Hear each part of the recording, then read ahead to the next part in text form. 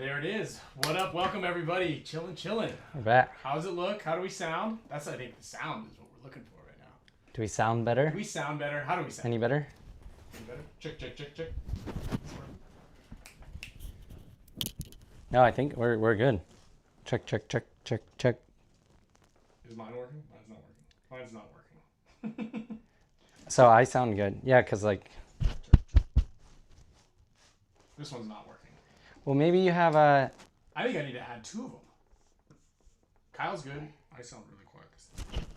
I tested it. Oh, it's not on. Why would it just turn off? Hold on. Check. Oh yeah. Now we're good. Look at that. The green light was on when I put it on. Yeah. I think. All right, what's up, everybody? We are experiencing technical difficulties all the way through episode 280. Never trust the green light. It was on, I think, and then I don't know. Was this a Christmas present? Yeah. Birthday present. Yeah, this is a Christmas present. Yeah. So we've had it for a long time. And Kyle keeps saying, dude, why don't you use those mics? And I was like, we're gonna do it. It's gonna happen, I promise. And today he got here like an hour before the show. Bam, and this is how it works, right?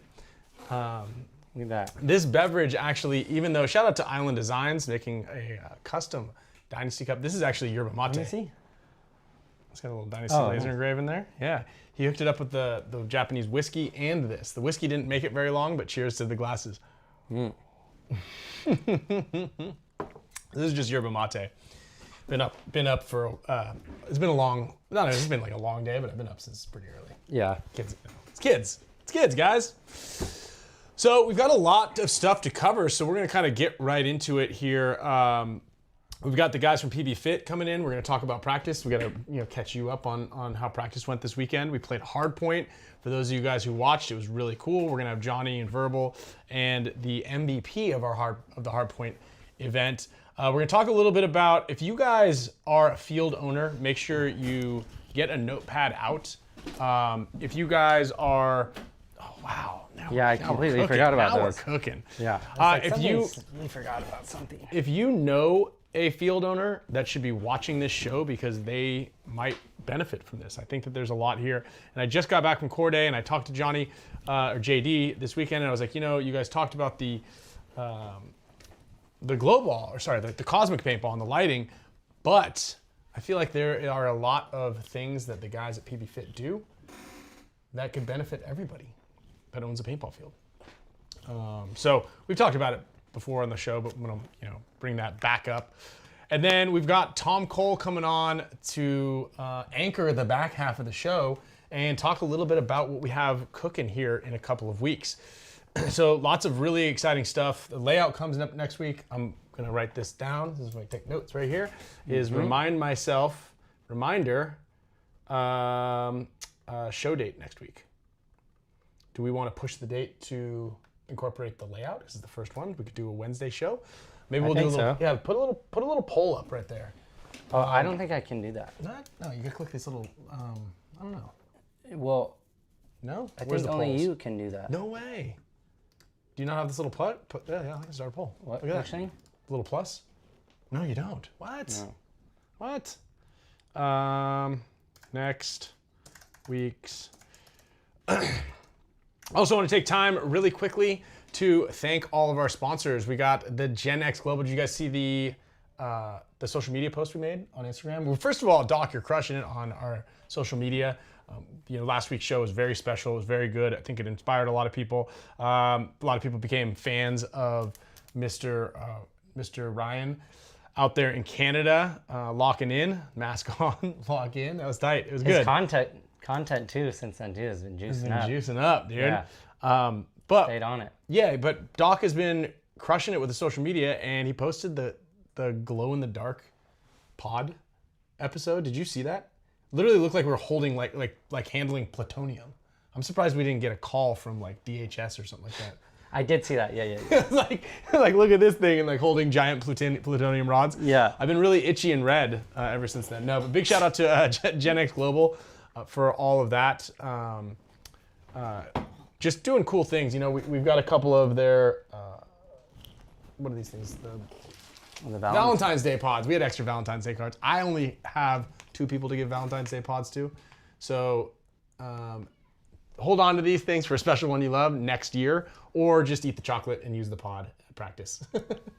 This would be a funny thing to do, like your team needs pods and then you bring them all these like. Yeah. All they had left, guys. This is all they have left. Yeah. Or just put this in someone's pack. Like put this in Alex's pack as one of the 5 pods he gets. Like, and he goes out there and he opens it up and just pours. Let's keep one of those for that. We'll keep one of them. Yeah, I have one. There's still one hidden. There's one right there. Okay. Yeah, we're gonna keep one. We're gonna keep one for pranks. Yeah, keep one for pranks. So yeah, what we're gonna talk is we're gonna talk about next week's show. Should we do it on a regular Tuesday or Wednesday for layout drop?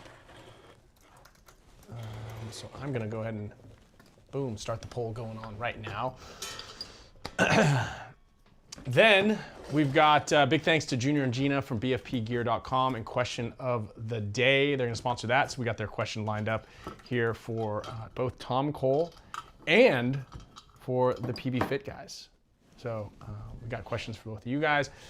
And then we got Pate Smith and Pate Smith Law.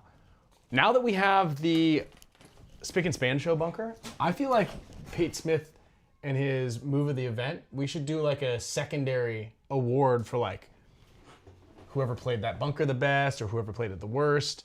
And we'll have a Pate Smith sponsorship there. Yeah. Yeah.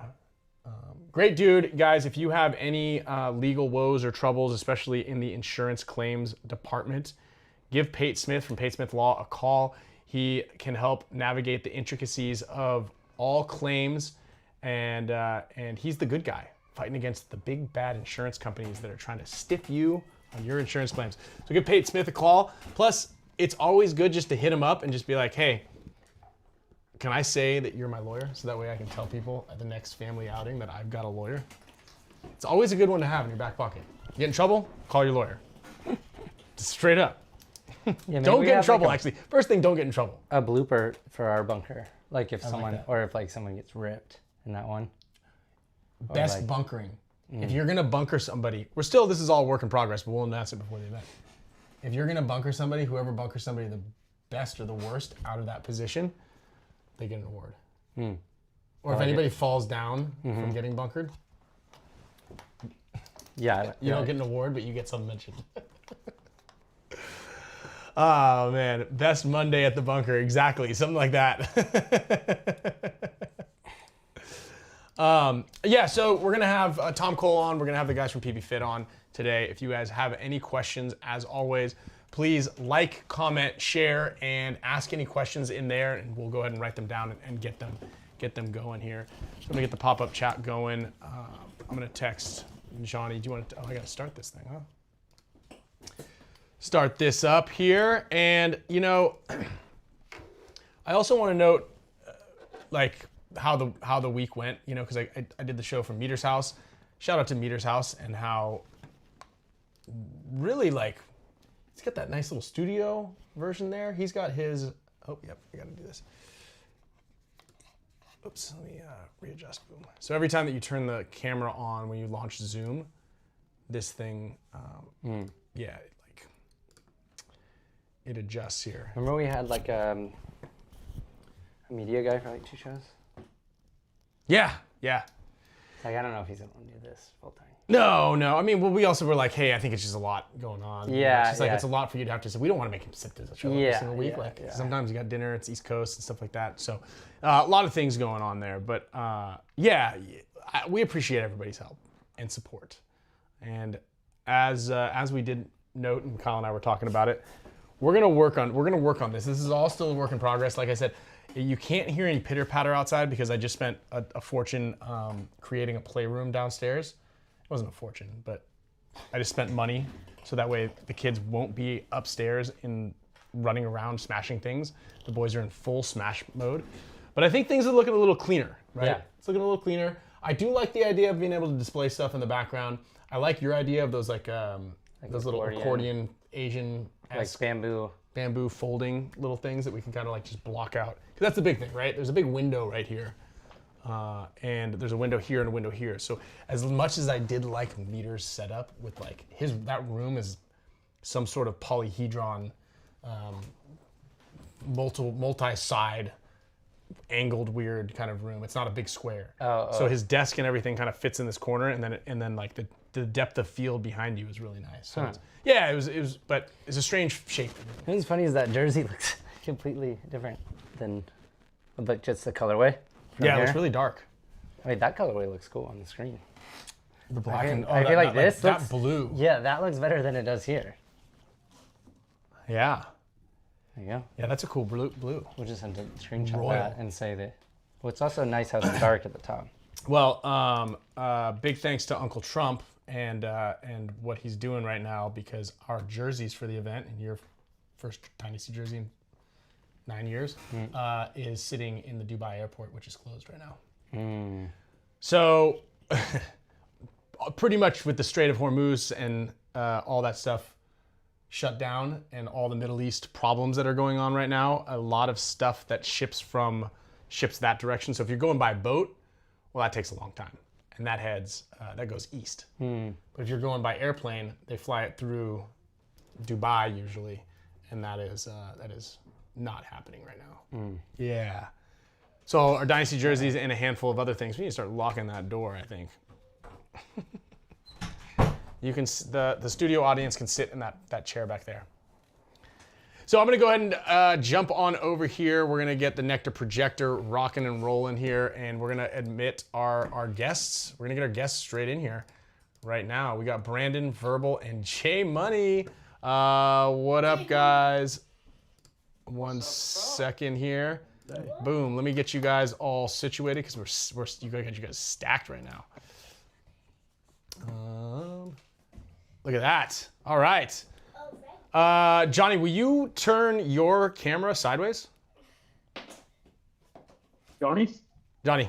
Yeah. J Money. Yeah, J Money. J Money. All right, there it is. What up, guys? All right. What's up? What's up? How we doing? What's going on? Verb, lighting's a little different, but Doing it's good. still, you still managed to put that backlight on to, like, even though you're not like full studio mode, it still looks really good. This is with the phone. I just want to see what would happen, you know? This Just guy wanted to have fun with it. showing off. Well, hey, I want to quickly thank you guys, Johnny, for like really working hard at last minute to accommodate us and our team. As everybody knows, or if you didn't know, we were going to be practicing in Guadalajara, but recent events down in Guadalajara made us have to pivot really quickly, and literally with like one text message, you guys were like, yeah, we have an event going on, we'll adjust the schedule, and we'll build a field for you guys. So I really appreciate what you guys did, and I think what you guys are doing overall in paintball is awesome. We've talked about that before on the show, but thank you big time. We appreciate you guys coming to the field. And I'm not Johnny. Oh yeah, that's right. Sorry, your head's cut. The top of your head's cut off. But we do appreciate you guys coming out. Sorry. Thank you. Do you want to talk a little bit about and introduce Brandon and what you guys were doing this weekend at the field? So Brandon, he's a new friend of mine. Like, we've been playing for almost a year now. But champs, our XTPL champs, is where we're allowed as fit players or just pro players in general, to where like we can play more events and not just have to wait for NXLs or go out of state to play. We introduce a new division to play with local guys, or like Brandon, he's out of state. He comes from Tennessee, so it's a little bit of a drive. But it's just an event to give more opportunity for pro players or even semi-pro players to get more spins. Verb, what were what's your take and your job out there for the weekend? Not job, really. It's hard. That's not the right word to say. But like, what's your move out there over the weekend? Okay, so for these ones, we for the XTPL events, Johnny has a bunch of videographers come in, and we attach devices to our cameras to live stream as well. So we can live stream what our cameras are shooting, and we can still record. So I was out there Saturday recording the champs, but that was sending that signal back up to the booth so that they could use that for the live stream, which is really cool. So we get some really cool live streams from this because we're able to, I mean, Enrique came out, Brandon Blue came out, 40 Media came out, James D came out. We have a couple other local guys. Thomas Sexton or Iron Gate Media was out there, and Brandon, another one of our buddies, was out there. So it's really cool because we're able to take the, what we're capturing and we can use it for a live show. Do you get to shoot any other? Do you guys get to shoot any other media? Dude, your camera angles are sick. Like what you guys are doing with the camera angles is so good. Yeah. So Johnny just wants us to kind of, we each go to a corner. Like we'll have each corner covered. So it'll be the 4 corners, and then usually Blue is normally in the middle at the 50, just kind of, waiting, looking around for action. Normally on the 50 on the snake side, and then for the hard point, we had him up in the tower at the 50. And then I don't know, we had some crazy stuff going on for the hard point because we had the X in the middle. So we had 40 and Enrique were getting under the X trying to get some of that buzzer action, which was wild. So yeah, it was pretty cool. Brandon, how many of these have you played? So Jacob invited me and actually my dad along back in January of last year. That was our first event. We actually podiumed that event. We got 3rd. Next one wasn't until June, and we actually won that event, and it's been kind of set in stone ever since. Jacob's thankfully wanted to have us back, and I'm very grateful for the opportunity to play with them. Tell me about some of those types of events that you guys are doing. So you had an event on Saturday and then an event on Sunday, correct? Yes.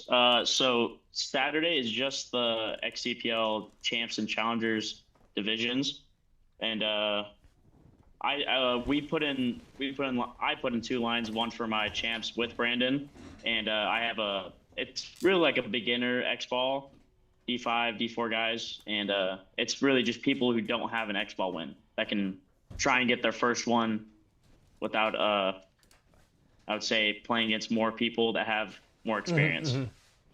Then we have the hard point on Sunday, and that's where the more fun side of it is. The hard point just have everyone getting in together and playing and not making it like super like competitive, but at the same time you still want the competitive aspect to it.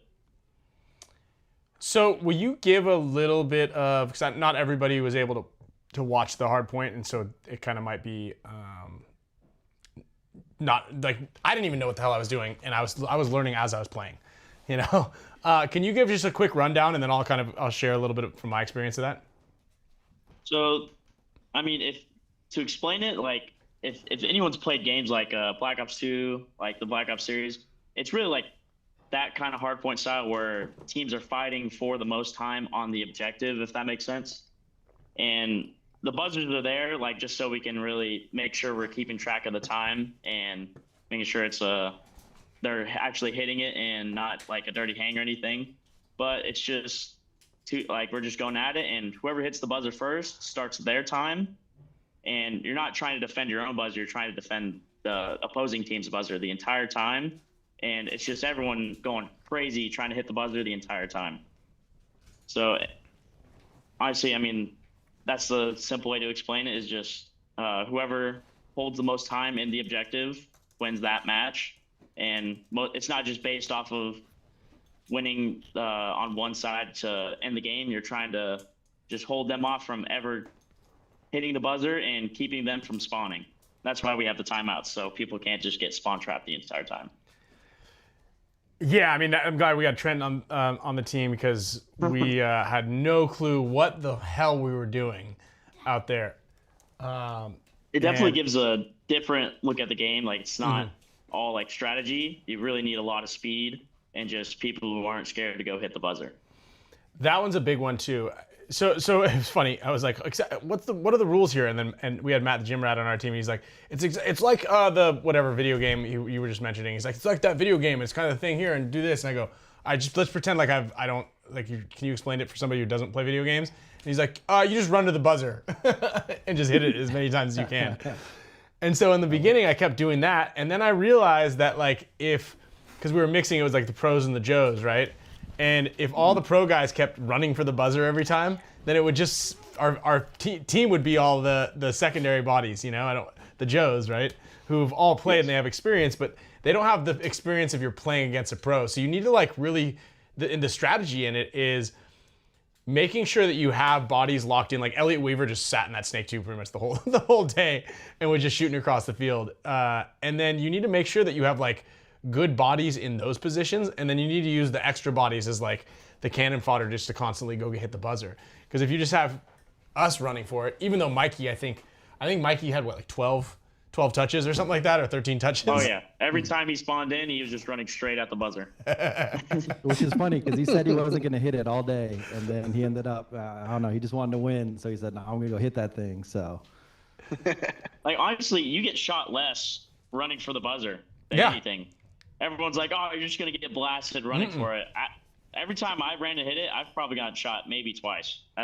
You're getting shot more running off than anything. Yeah, for sure. Like, and if you make it up front and you're walking off, you're for sure getting shot a lot more than if you were just like, exactly. Like you get shot more. 100%. And I didn't know the very first time that when you touch the buzzer, you're also eliminated. Yeah, I saw you guys a couple times. As soon as you guys would hit, you just pull your gun back up, and Johnny's just yelling at y'all over the. I jumped into that front little star bunker, and I was like playing, and they're like, you're out. I was like, I didn't get shot. And I was like kind of arguing with him a little bit. I was like, I promise you I didn't get shot. He's like, no, you're out. I go, what's going on here, guys? You're like, when you touch the buzzer, you're eliminated. I go, what? Again, crash course. We had a big crash course. Brandon, will you tell me a little bit about what you got? You're out of Tennessee right now? Yes, sir, I am. So, well, I'm playing this year as I'm playing. I'm actually playing for one of the Hydra sponsor teams. We're doing MSXL's D4. We'll be Hydra Pulse. Excited to do that. Excited to be a part of the Hydra program, and seeing it expand as well. So D4, what field do you play out in the Tennessee area? So right now it's the Farm Sports down in Shelbyville, Tennessee. Okay. Shout out Ira. And also we're really good friends. I grew up in the Midwest in Indiana, and we're good friends with Kenny Shell, that owns Asylum, and that facility is currently being built as well. So I'll be out there as well. Right on. And then how often do you say you play? I play about every other weekend right now. Nice. With my work schedule right now, it's kind of hard to do every weekend. Yeah. You got to start you got to just move down the street to Waxahachie. Yeah, right. Yeah. I wish. You get to play. You get to live at the field and you get to play every day. I'd do it if I could right now. Kyle, you've been to their field, yeah? To Pate? Mm-hmm. Yeah, Yeah. a lot. I love their field. We need to go there more. I know. Well, I think it's the move, right? Because it's for us, everything's centrally located. We're not really based out of San Diego, as our name suggests. So I really like the pits too behind the start gates in the main field. Oh yeah, Shark tanks. Shark tanks. I like that you guys called them Shark tanks. Yeah, those are my favorite. So how many events do you guys run there? I'm trying to get a count here. Ooh. So we have the 4 champs and challengers events every year. So, or I guess more so leagues. Hardpoint with those every weekend. Oh, leagues? Kind of. Our own, it would be. Probably about. I want to say plus or minus 20. Whoa. If you're counting Hardpoint and champs and challengers together, and that's including our 7-man, our Super 7, our 3-man events we have. What else? Glow ball. And our regular glow ball Mech X. Yeah, I'd say plus or minus 20 throughout the year, and that's just our own events. If we're grouping them all together like that, that's not including USXBL. Yeah, just around that number. Damn. And then for those of the people out at home, and even the people who might be here who have a close proximity to a field owner or a field, or just kind of like explain the importance in verbal. I think you can also help elaborate on this a little bit because you've been to a lot of fields, but elaborate just like explain how important it is to run all these types of events and what you can do with a tournament field that's not just like your NXL, right? I think a lot of people are just kind of follow the NXL path. But what else, what can people do with a field that they have to be creative, to enhance the experience of players so that they come back and you guys can, retain the player base? Right. Well, I think that's where the night ball comes in, because it's such a good thing, and you can offer it. Obviously you can use the field more, right? So you have more time where you're open, and bringing customers in, which is huge, because normally during the week most paintball fields are closed. So having some weeknights where you can bring in players, you can use that property, and night ball is also great because you can start bringing in new players, right? Like we get most of our new players through the night ball. They come and they get hooked. It's a really good deal for $50. It's entry and air, and if you need a rental, you get a free rental or whatever. And it's as much paint as you can shoot. It's hopper ball, but it's as much paint as you can shoot. So if you're determined to get on the box, you can play a ton of points at night. You can shoot a lot of hoppers if you're really motivated to do so. And it's just it's first ones to the box, which is great. So you get all kinds of different teams out there. So I think it's a huge benefit for any field owner to look into maybe getting some lights, because like I said, it opens up those opportunities, and it creates a pipeline to bring all these new players in.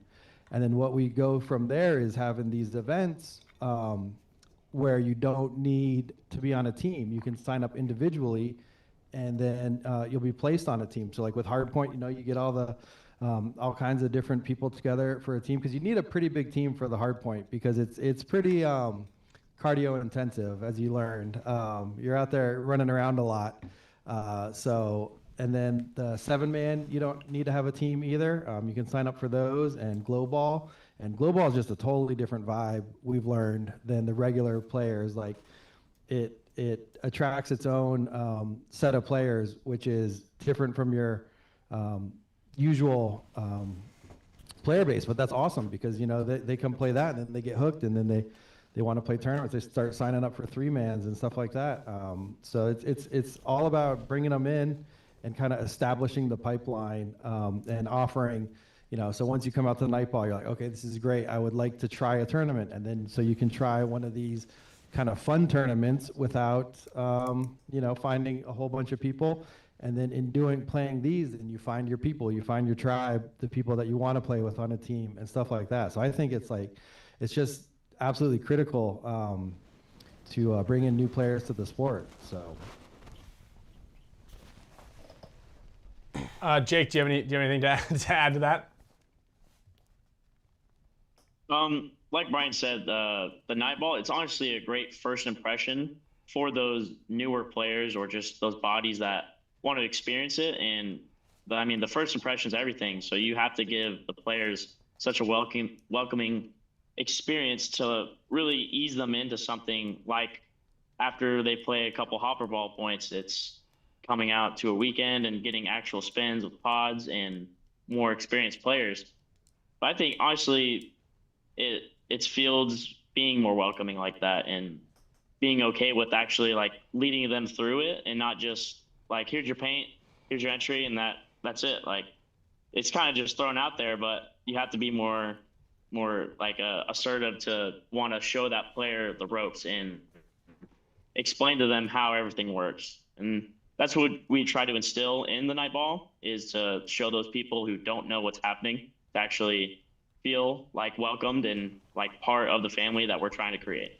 I gotta say too, Jacob, give you guys props, because I had talked to Pate Smith a few weeks back. It was that weekend I think you were at Giant in Dallas. Mm-hmm. But he's like, I went out there and played I think it was I forget what tournament it was, but he played with Mikey. Yeah. Yeah, he played champs, yep. Yeah, and I was like, dude, was it cold or what? He's like, honestly, I couldn't even tell. They had like the heaters everywhere. It's like, I don't know how they can afford all that propane, which is awesome though. Like, he's like, it didn't even feel cold, and it was freezing. I mean, I know you were freezing over there at the other field, but to go in that type of situation, think like dreading, like, man, it's gonna suck today, but not even be bothered by it is pretty cool for fields to do. So yeah, we don't like the cold, so we'll do whatever it takes to not be cold. Yeah, I love that. And Brandon, you played this the Cosmic Paintball? I have not. Oh, you have not? XTPL and Nightball are the only things that I've participated in so far. Oh, so what's the difference between Nightball and the Cosmic?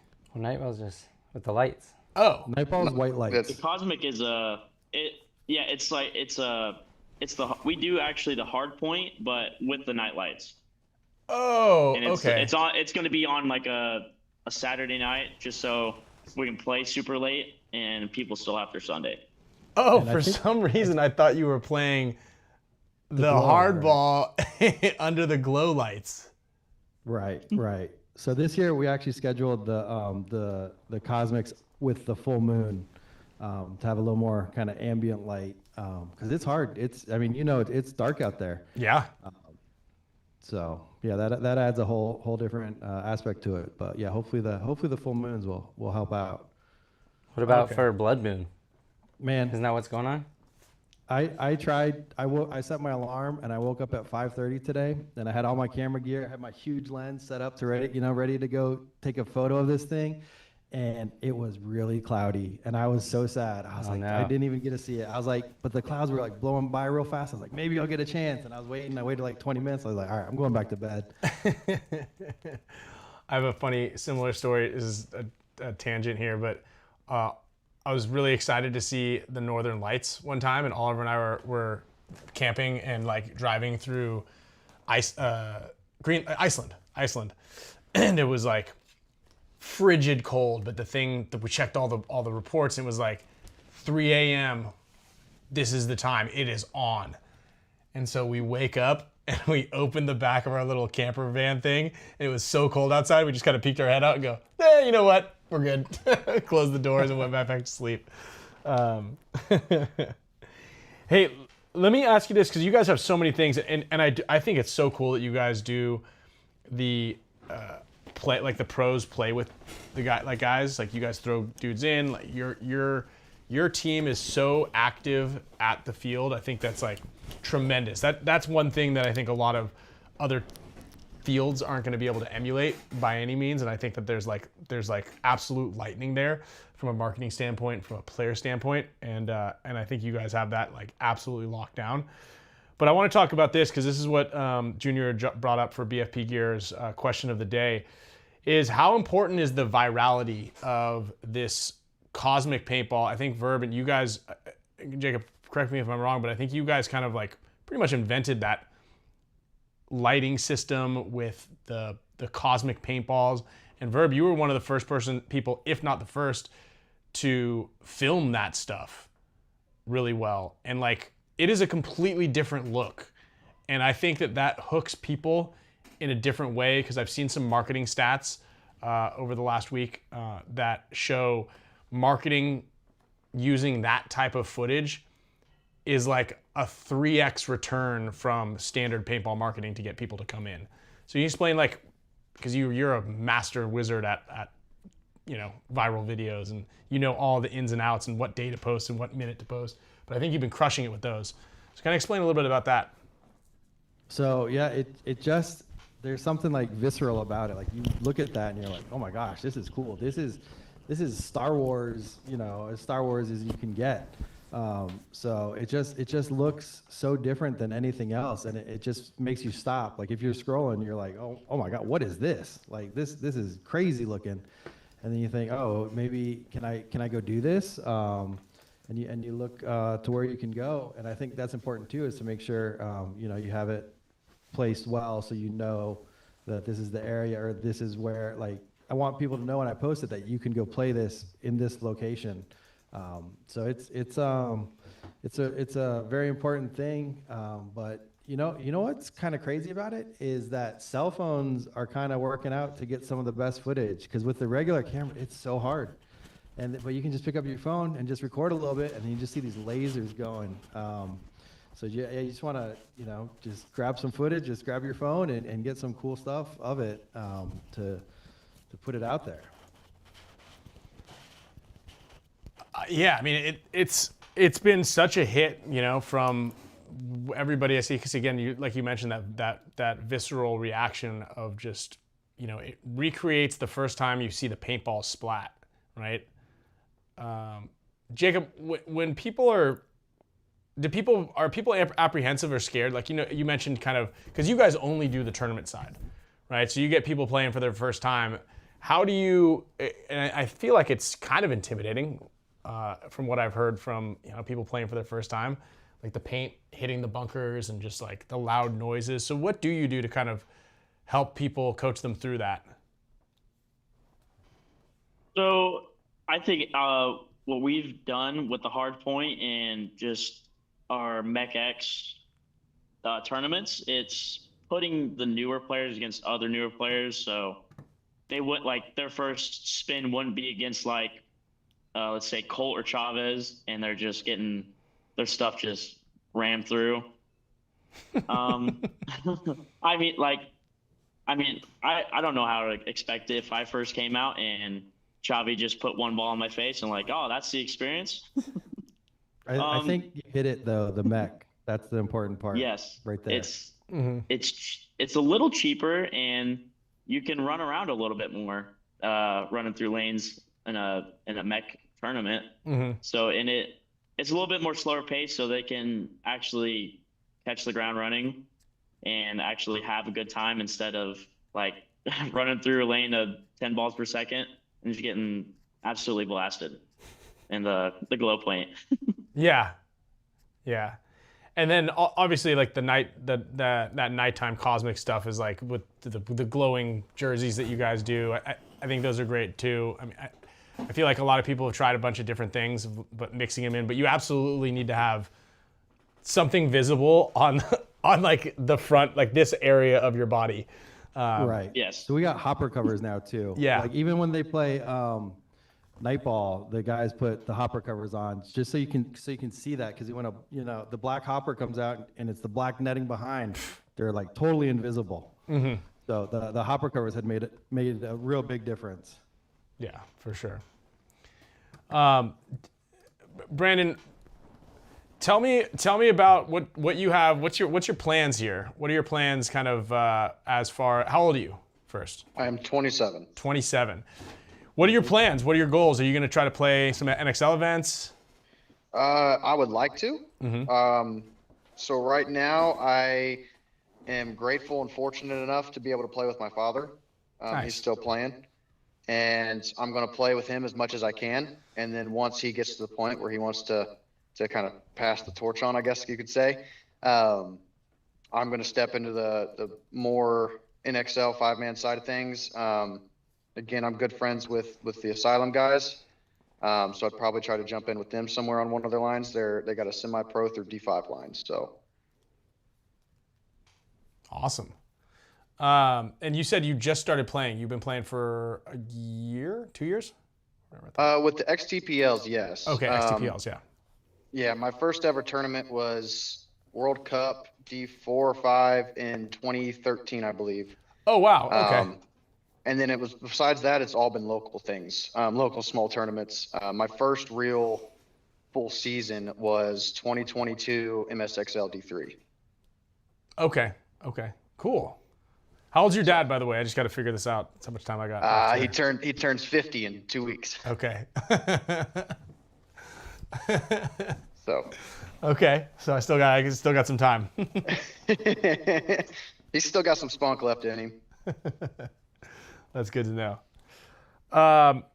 Verb, what are you looking forward to from this whole Tampa Raymond James? I know we've kind of briefly talked about it a little bit, but we're gonna have Tom Cole on here pretty soon. And it sounds like there's like a nice little carve out for the Summit Awards. So you're not gonna be like hopping from the field, taking pictures and be like, was that my name? And sprinting over. Right. I think it's gonna be really cool. So I learned this fun little silly fact, and the pirate ship doesn't have a name, and I was kind of disappointed by that because you know I want the pirate ship to have a name. It's a video of Marshawn Lynch, and he was on the pirate ship, and he asked what the name was or something, and they said didn't have a name, and then he found the cannon button, and I was like, Tom, can we press the cannon button? Like when the team wins or something, like pow! Like oh my gosh, could you imagine? That'd be so cool. But I don't think they'll let us, you know, shoot off the cannons. But if we could, that would be the thing I'm looking forward to the most.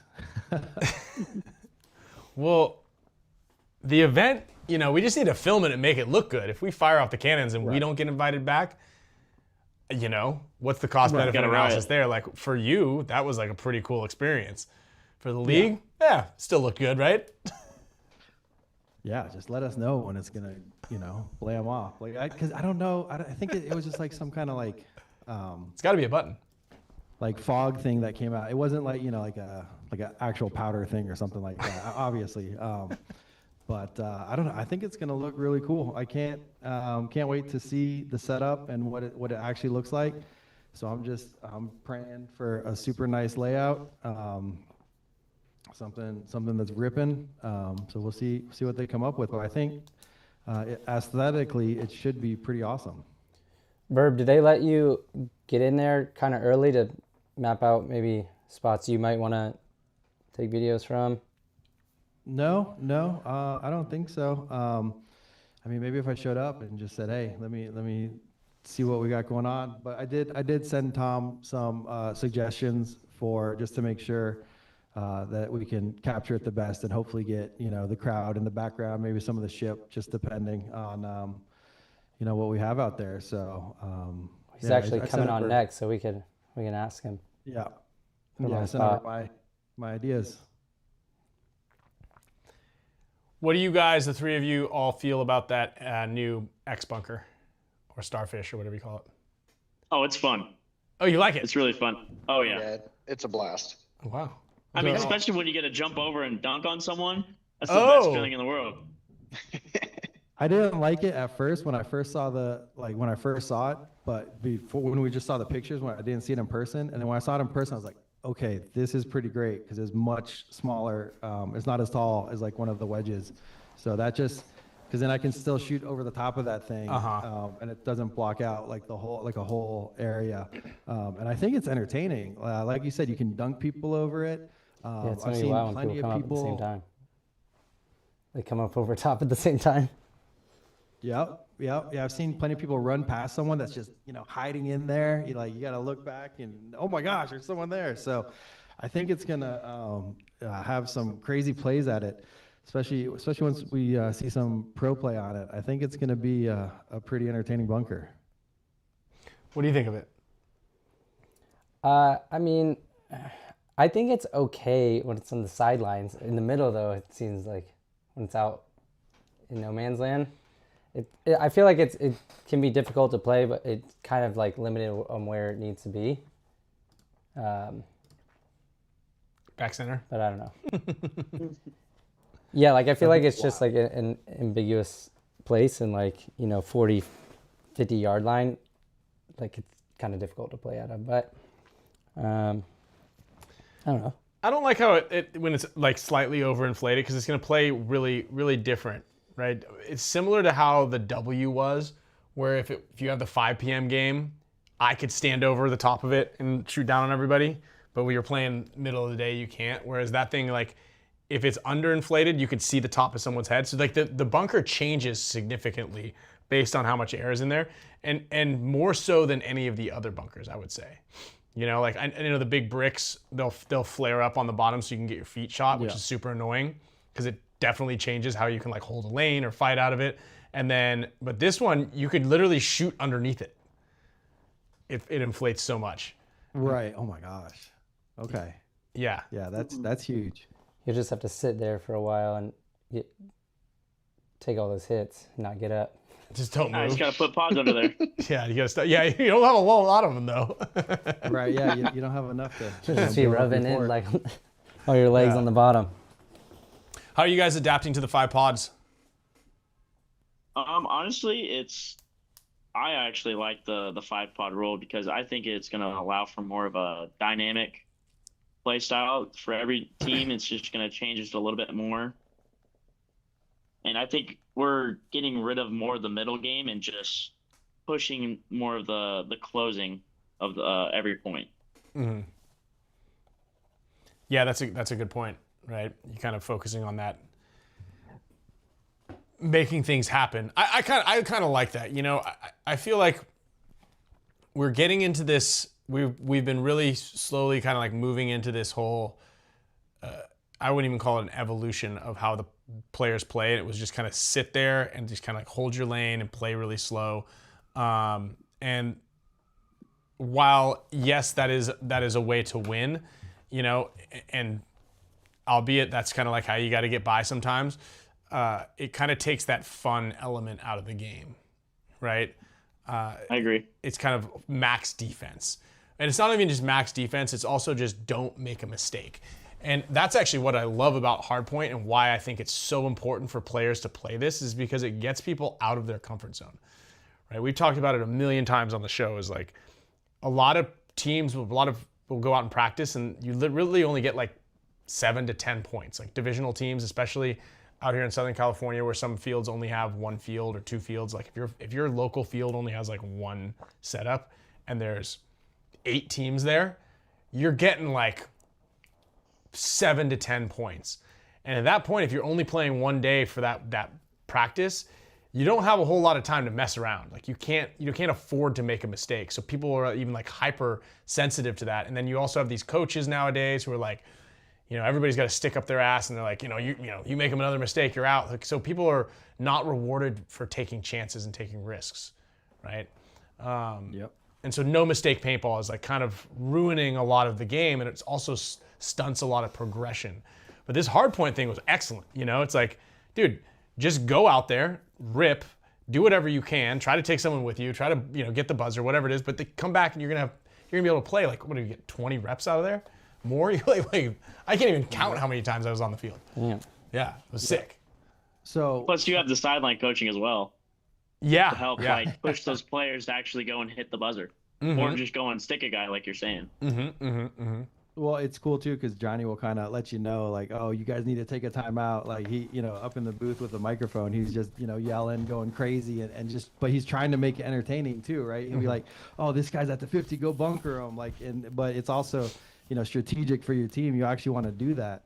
But so to me, it was super interesting how different you guys played it in the show match versus how the divisional guys were playing it. Like it was just for the divisionals. The Snake 1, the dude could just camp and shoot the buzzer and just shoot a lane and he'd be like totally safe. And when y'all were playing, no one could do that. So it played completely different and it was so much fun to watch. Like that was, I found myself, I would get caught just like looking, instead of looking through, the screen on my camera, I'd just be looking, just kind of watching. And I was like, oh man, this is awesome. Like I was really excited. Like I thought it was so cool. So.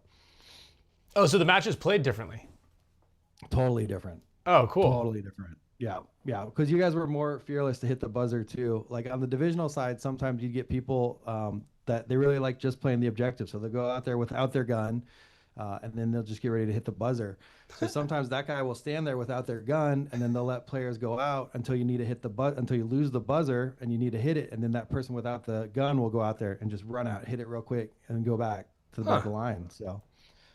Yeah, but there's all these new strategies with it. I don't know. I think it's just super fun. Like it's just a great game mode, and like you said, you can get a lot of spins. You get a lot of time. Like, and for us, capturing content is just, nonstop, which is totally different. Like one death doesn't, ruin the game. So, yeah, we can just sit there and farm content and find these good spots with that just deliver more than I could even get in a full day sometimes. Shooting X-ball, right?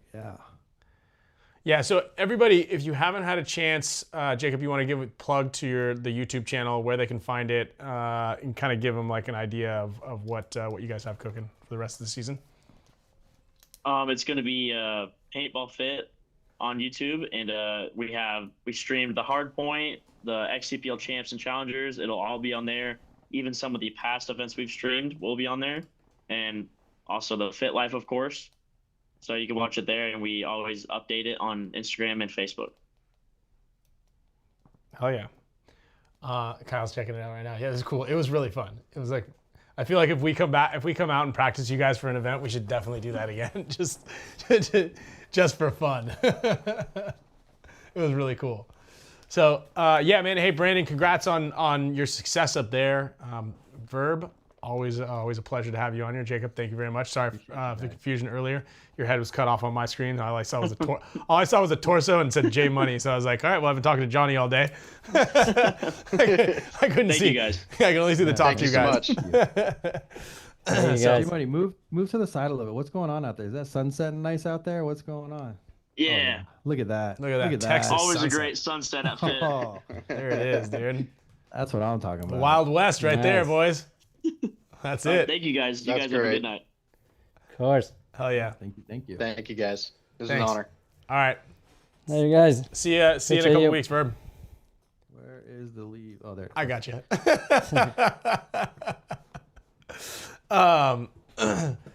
We still have Tom Cole coming on, but that was cool, man. Yeah. Again, I thought that thing was really fun. Again, it was just such a cool way to Long video, 60 minutes too. yeah, dude, it was like nonstop. Although I'll tell you this, I was like, he mentioned it because he mentioned it kind of quickly, was like the difference in the play style, and I didn't really understand it, but like all of our divisional guys that we had waited across, not all of them, but most of them waited across the back line, and they were kind of like just playing cat and mouse. And then when it was our turn, like they wouldn't like charge for the bunker or for the buzzer. Whereas like a couple times you see like Cyrus and Yosh like die for the buzzer. Like every chance that as soon as we saw it happen, we would send it for the buzzer. Oh, yeah, yeah. Right? And these other guys were like, go, go, go. And they were like kind of like putting these guys in and shooting, like, because you know the time when you roll out and you put somebody in, Yeah. that's your time to go, right? Yeah. They would wait for the guy to pop back out. They were like trying to shoot the person out before making the move on him. Whereas you'd send a couple balls and then just like wiggle up there and get it. So it was fun, but definitely a different type of I could see Steven loving this. You yeah. like it? Oh yeah, everybody loved it. Everybody thought it was great. Like everybody was all smiles at the end. Like no one was like, oh, that really ruined our practice. Yeah. You know, and you play kind of like that mech sort of paintball. And yeah, thank you, Steve. Congratulations to Blake and Laura. They had their baby girl, a 9-pound baby girl. Yeah. Yeah, Bryn Yarber. That was on March 1st. There it is. Thank you, Steve. I met him yesterday. Wait, so you guys didn't use you use different gun settings for this? No, we just turned you just turn them down. You turn it to like 7.5 balls a second or 9. I forgot what it was. 6 or 7 balls a second. Elliot and Snake 2 just waiting? Yeah, but you couldn't see. I got to Snake 2 a bunch, and you couldn't really see the inside. You couldn't see the buzzer, but you'd see like a lot of guys moving around. But what would happen is guys would get into these spots, and then you just kind of like just roast them. So it was cool. All right, we're gonna get our next guest on. He's already in the waiting room. He must be watching the show, ready to pounce. So we're gonna get Mr. Tom Cole here. Thomas. Hey, buddy, how are you? Welcome to the show. Thank How you. are you? I'm good. All right, that's great. Not sick. You're not tired. Nope, I'm on fire. You're on Ready. fire. I'm on fire. It's been a good week. It's been a Nice. good week. Yes, It is only dude. Good to hear. That makes me happy. Well, thank you. Yeah, you having a good week, like, you know, anybody's having a good week. I think that's a great thing. Yeah, no, it's good. It is good. It is good. So, you're already on at the site, at the venue right I'm now? always on the site, brother. I'm always at the site. Good Who do you think answer. mows the grass? Who do you think mows the grass? Yeah. Yep, I'm always in there. Nice. Well, let's talk about it, man. What do we have cooking? Why has your week been so good? Break it down for everybody else who might, you know. I think we're in the Buck Stadium, Tampa Bay Buccaneers Stadium. I think that's pretty good news. I think everybody kind of knows that. But it's going really well. I mean, I think we're really laying some stuff down that's going to work, and hopefully it continues to go well. I don't know how else to describe that. It just feels good, right? It feels like we're in a new level than we are normally playing in. So Okay, so laying stuff down. Can you elaborate just a smidge more there? Just like our marketing is coming together. We're working with the city. Okay. You know, we've been, you know, we had a press conference kind of call with a lot of the media guys to kind of help, you know, let them understand it.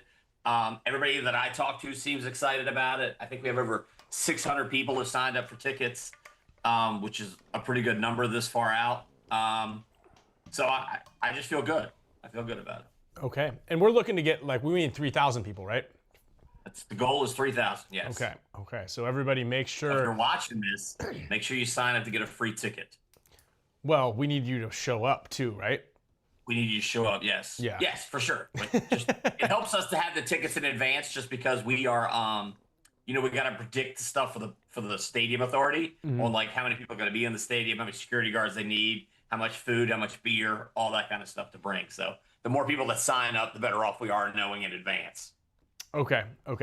Hey, so are you going to create any media or graphic packets that the public can share? Sure, we will. Yes, we already have some, and we will make sure we share that with you. Write that down. No, because Yeah, you know, because there's plenty of people that are not going to go, right? There's Orlando here, who's from Southern California. He's not going to come out to Tampa, but so we will be airing it free on YouTube. At least the season opener, the 7:30 games or whatever time those games start. I think it starts at 7, which starts with Damage versus Red Legion. So that will be free on YouTube.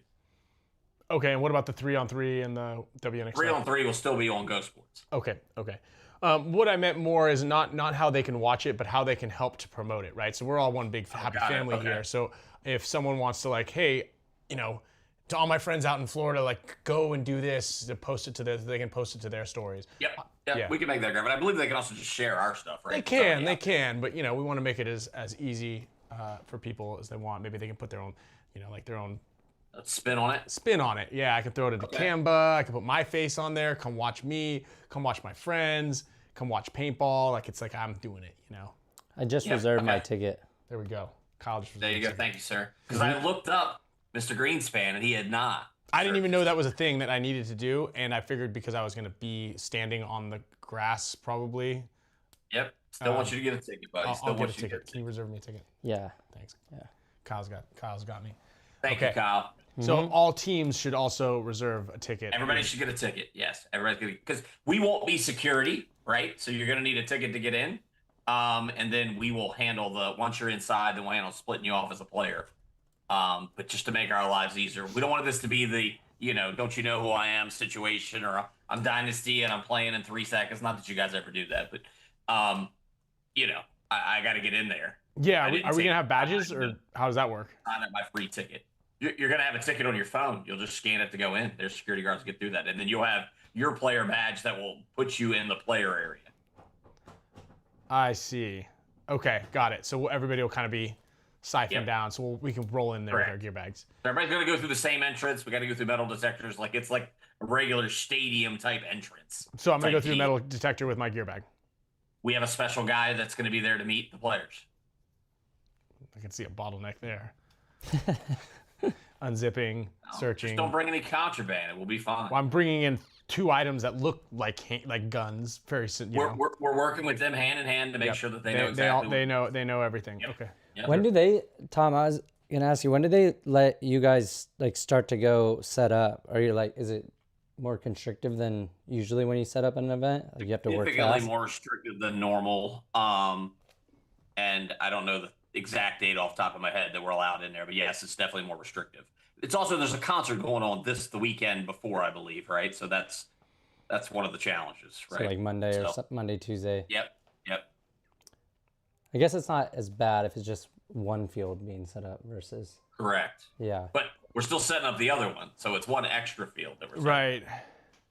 So, are the sponsored bunkers going to be on both fields? Yeah. Oh, okay. I'm saying that. Huh? I'm saying that. I don't know the exact answer to that. Because you got to walk the field, and there's how many sponsored by? I know that Spick and Span's got two pair of bunkers out there. So I just want to make sure we've got. Yeah, I just want to make sure that we have representation. We'll make sure they're out there. Yeah. So make we sure have they're out 4? there. So I don't know if there's 4 or if they're just going to put like a placeholder on the main field. Oh yeah. That's a good question. Yeah, that's a great question. How does that work with if there are people out here watching who would like to sponsor an event or the league and get their name and face on a bunker? We have a link on our page that takes you to a form that you can fill out to get a bunker. Okay, and Or, then get, or sponsors or whatever. Yeah, and what is it open to kind of like anybody? I mean, obviously within reason. No. So we've been keeping it to fields and stores for right now, and then we do have an outside sponsor, a non-endemic we call it, which is for like the electric company or whoever else wants to do something like that. But it can't be a paintball company other than a field and store. What do you define as a store? Like could Tigerware, who has an online store? No. Okay. You're more of a brand than a store. Aha. That makes sense, and yes, it's a gray area, but yes. So Fine, arbitrary. BFPgear.com could have one because they have an online store. Correct, and they're not really a brand, right? I mean, they are a brand, but they're not like, Nike also has a store, but they're predominantly a brand. Walmart is a brand, but they're also really predominantly a store. So sense. but because Nike would be able to do it because they're non-endemic. We've gone over the non-endemic. A lot of people, a little muddy. Yeah, non-endemic just means they're not paintball people. They're outside paintball people. Correct. So, and that's obviously the holy grail of what we're trying to reach is non-endemics, right? So, and the same goes for players or participation, right? In a perfect world, we would get non-endemics to convert to players to be paintball people. That's the final goal of all of this, right? That's More true. people playing. That is true. Okay. No, I was just kind of. I do like the Tigerware logo, though. I do like that logo. That's a good logo. Yeah. Yeah, it's a really good logo. Have you seen any tigers? Have you been out to that part of the world? I've never seen a tiger. No, I've seen lions, but no tigers. Yeah, because you've been to Africa a bunch. Been to Africa a bunch, yeah. And that's actually one of my favorite shirts I was just thinking about today that you sent me. Hey. Shirt with the lion on it. That's cool. I got another one. Do you? Yeah, with a leopard. I got one. Oh, yeah. I just wore it, so it's dirty. I got to show you that one. Yeah, no, I like to see that. I took Was that from the same trip? Yeah. That's I got them all. I got the big 5. I got the wild dogs. I got the leopards. I got the lions. All of them doing very cool things. You got a rhino too? Yeah. No, you know what? Maybe I didn't get a rhino. You did not. I did not get a rhino. Yeah, no, because you went to Botswana. You're not going to get a wild rhino in Botswana. No, I'm not going to rhino. You're right. Good Sorry. pick up there. No, it's good. Sorry. Good thing you know. I like that you know. It's one thing I do know. That is true. That's one thing I do know. Don't know much anything else, but couldn't tell you exactly the difference between a brand and a storm. But I can tell you. I mean, I know the difference between a brand and a store. It's harder for me to convey that. But I know. Yeah. But I know. So if Tigerware started selling like my Waffle Force and Gen X Global Pods and JT goggles, potentially, yeah. then he could do it. Just got to up the product line. And we may end up upgrading that at some point in time, right? But we're just trying to. So the problem with brands is, and I'll give you my theory on this, right? So if the pro field needs to be universal, the UN of paintball, right? It can't have a brand on it because at that point in time, it will just use, old battle, right? Smart Parts versus Angel, right? That was the historic battle back in the day, right? So if we had Angel bunkers on it, then Smart Parts wouldn't show that video clip on their social media because they're not going to advertise Angel. And then the same thing would hold true the opposite way. And we run into that a lot. We'll make a graphic or whatever, and someone won't share it because it's, another sponsor's marquee player or something like that, right? So by keeping it if you don't want to share a field and store branded logo, that's kind of petty. You know what I mean? But if you don't want to share your direct competitors on your social media, that makes sense. Coke is not sharing the Pepsi car winner of NASCAR races, right? It's just not going to happen. So, go ahead. Sorry, finish. Sorry, I was just going to say, so it makes natural sense that like someone like I don't want to name any current brands because then people get mad at them, but that Smart Parts would not want to promote Angel and Angel would not want to promote Smart Parts. And Dynasty probably ran into that, even though I think you were sponsored by both at different times. But I am sure that when you were an Angel team, Smart Parts was not going to allow your pictures to be on their website or any of their marketing materials. Yeah, and I mean, it is even more difficult when you get into the head-to-toe sponsorship, or back when we were kind of coming up and Dye was making the barrels, and then they started to make jerseys. But if you were a JT team, you know, they didn't want to post one or the other. This is way back when.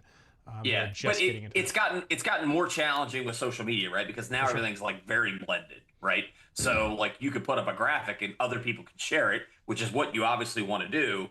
But then they're not going to share it if it's promoting their other people. So it's a little tricky. Everybody's vertically integrated now, right? So almost everybody has top to bottom gear, right? So head to toe, yes, head to toe. So it gets a little more whatever.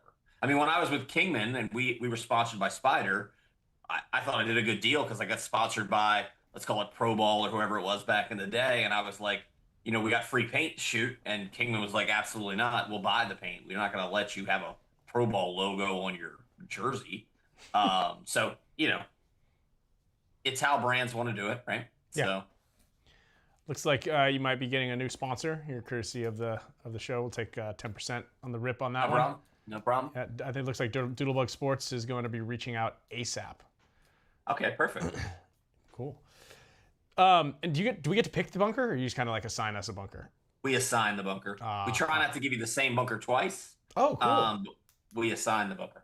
Oh, so we can have like a pretty much a full field at the end. Yeah, that's the plan. That's the cool goal, right? Is that you have a bunch of stuff, right?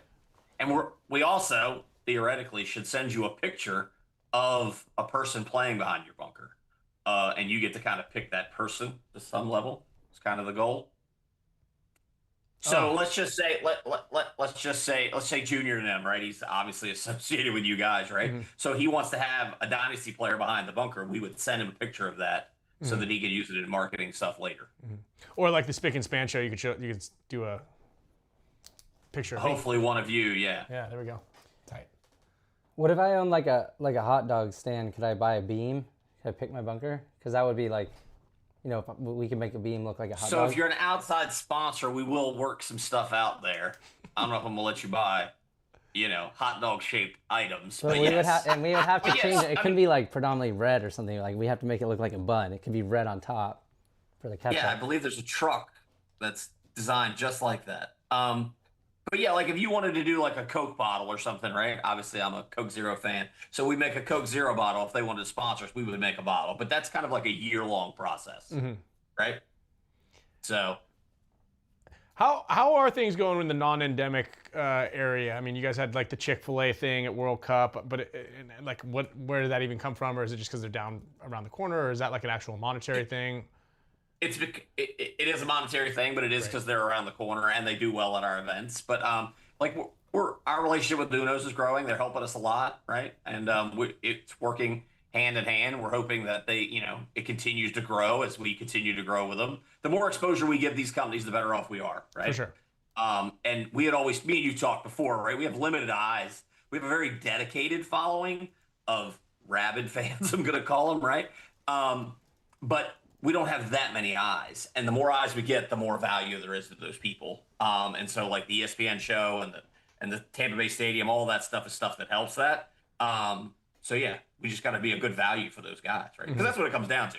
I believe there's this misconception. Everybody thinks it's just free money and people just give you money, and that's why it's the holy grail. Like they're rich, they got lots of money, they're going to give it to you. And that's not how it works, right? Especially now where everything is qualified, right? Where you can see how many clicks you got and how many views you got and all that kind of stuff. Before it was a little less scientific, and now it's getting very scientific. So. Yeah, you can kind of get by if like someone was a friend of a friend. They're like, yeah, these guys are worth a lot. Look, there's the magazine. Yeah, right there. look. And I drop yours all the time, right? Your social media, right? Because you have a lot of followers and you have a very engaged audience, right? So I try and use your page as my example, but then when they go to someone else's page, they're obviously going to see that other people have less. So. Yeah, I appreciate that. I would say it's pretty meager in the following count for paintball on the player side.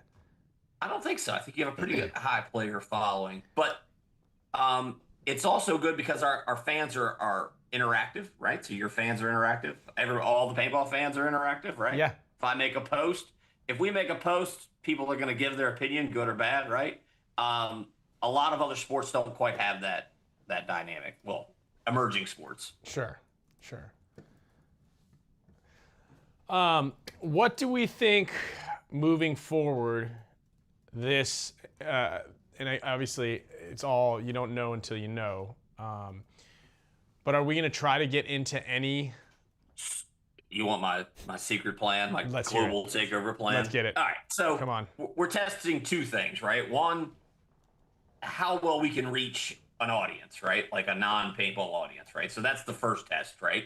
How well we do that. We're obviously going to have some missteps. We're probably going to have some stuff we wish we would have done differently or whatever, right? But we're starting that road. It's something we're not that sophisticated in, right? We don't do like the concert model. We're not trying to get people to come, whatever.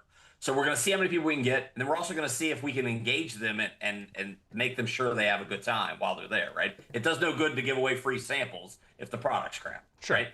So they're going to come, they're going to watch. So that's the live viewership, right? Which is kind of the backbone of most sports, right? They want live viewers, and they want that to be a good time, and they want something you could do for the evening with the family or whatever, right? The second test of that will be the TV right. The TV part. So we're doing the YouTube thing. It's free, right? There's a lot of debate about, we get less viewers because we're behind a paywall. And that's obviously the case, right? But somehow we got to pay for the production, right? So by doing this system, we're going to be Thursday night, the season opener. Everybody should be home, right? There's a lot of people that are available to watch it because it's Thursday night. We're giving them a real show that's free, that's going to start at 7 and end at 10. And the more people we get to watch, the better idea we have of what a free program would look like, right? We're also testing our ability to play in a stadium, what that's like, and what the future holds in that. I can't even begin to say, but where there's always talk about like what happens if the Pro Tour was separate and it was traveling just, and maybe we could go to stadiums. And one of the logistical challenges we have is putting on an event, building a pro field as a standalone field has always been a challenge, right? And then bringing in the bleachers and all that stuff. If we can go into pre-built stadiums like an NFL stadium, that saves some of that cost and that hardship. Yeah. It's already got bathrooms, already got water, already got seats, right? Two of our biggest expenses. Seats are one of our biggest expenses, actually. Yeah, because you don't own them. Correct. You don't own them. What about, I guess there's two questions. And let's just go back to that. Let's dwell on that for one more second, right? Yeah. So by being in the stadium, right, it is so much easier to describe that to people. And I've even had outside sports people. Obviously, I'm a little connected in the outside sports world. And I've had a couple people reach out to me and say, congratulations on the stadium thing. That's pretty cool. Big step forward, right? So that step is a legitimizer step, right? It's not necessarily the solution, but it definitely legitimizes this. And it makes it easier for us to reach the outside people. If I say, we're playing in the parking lot of the Buck Stadium, that's obviously pretty easy. But if you say, hey, we're in the Buck Stadium, that's another level of cool factor, right? And I think the teams are going to feel that when they're playing it, right? So yeah, for sure, without a doubt. And actually, Peking Indo made a really good point, and I meant to comment on with Jacob and Verbal when they were just on. But one of the things that was really cool about this Hardpoint, and we've talked about it, and I think some other people have brought it up, but just like the commentators getting excited about what's happening on the field. And I've heard multiple people do this, and I honestly, I don't watch enough sports, or at least like esports, I think is one big thing that people are really excited. But like when you're watching the show, people are like overly excited and energetic about what's happening in the moment. Like, did you see that? Yeah. Oh my God, I can't believe it. Whoa. Like you need this animated guy. And Maddie's probably the best guy that we have possible from a knowledgeable standpoint. And he really does a good job of the emotional arc, but you need some whack job up there. We've hired Todd. Is he whack job enough? He's pretty good, but he's a lot more reserved than Todd. Like Todd 2026 doesn't come with the same heat that Todd 2006 had. There's no doubt, but it's also one that thing, goes for and everybody. It's one of the. So we're basically a tournament model, right? As opposed to a match model, right? You're not playing Thursday night. Dynasty is not coming in to play fit, right? Thursday night at 8, and then that's the only game we're talking about, right? We've got perfect even more complicated. We have Dynasty playing Fit and Impact playing Legion all at the same time, and then after that we have another game, and we give Maddie zero time to talk about it. And after 30 hours, when we get to the Epic games, we're just it's a lot. No, yeah, I don't want right. to say They're he's kind of tired, but he's. I'm gonna say he's tired. So. And yeah, some of those baseball announcers are amazing, right? Because they're talking like it's radio, like you can't see it. Right. So they get excited, right? And I believe we would get excited too if that was the only match and we weren't just sitting there shooting each other and we were occasionally moving. Because Tom, what are you looking for right now? Me? Yeah. Am I looking somewhere else? Do you know where your camera is? I do know where my camera is, but I have 2 screens and a monitor. You want me to It's like when I'm talking to my mom on FaceTime, like it's like I get like the forehead and the ear, Yeah. No, I have a second monitor, so You're like, occasionally hello, I'll look yeah, over there what for up? some How old's your mom? We're probably in the same age group. You might be. So, sorry, I get excited. I feel like we're just talking on the phone, so I end up just kind of rambling. And now I don't even know where I was going. No, you didn't look. Well, I do appreciate that little slip on the brackets where it should have been PB Fit and Dynasty, but instead it's actually the Tauntauns because of some rule that you guys let slip that is just doesn't make any sense. But I do appreciate that you know exactly what was supposed to happen, even though it's not actually happening. That was a subliminal shout out to the Dynasty guys. Freud for sure. is the guy there. Freud. But we were just talking about being able to keep the energy levels up. Yeah, right? keep the energy level. And maybe that's something to focus on. And obviously they do it when it's like, I think when Fit won World Cup 2 years ago, I think it was 2 years ago? Their first win. They were in that epic like showdown of overtime. Like that was like, there was a big moment in there was a big moment there that was exciting. And you can't do it there's no way humanly possible that Maddie could do that for 3 days straight. It just correct. Constantly be getting excited about it. But there's got to be some sort of something there that helps with that to kind of like really beat it. Build it. And that's one of the debates that we have right internally is our customer so we're trying to make this 3-hour broadcast or a 3-day long broadcast, right? And no one really does that, right? Mm-hmm. So if you were gonna say, I'm just gonna make up a number. Let's say the broadcast costs $100,000, right? And so we're spending $30,000 a day, and then $10,000 in green M&Ms for Maddie, right? Mm-hmm. So we're spending $30,000 a day. Are we better off condensing that?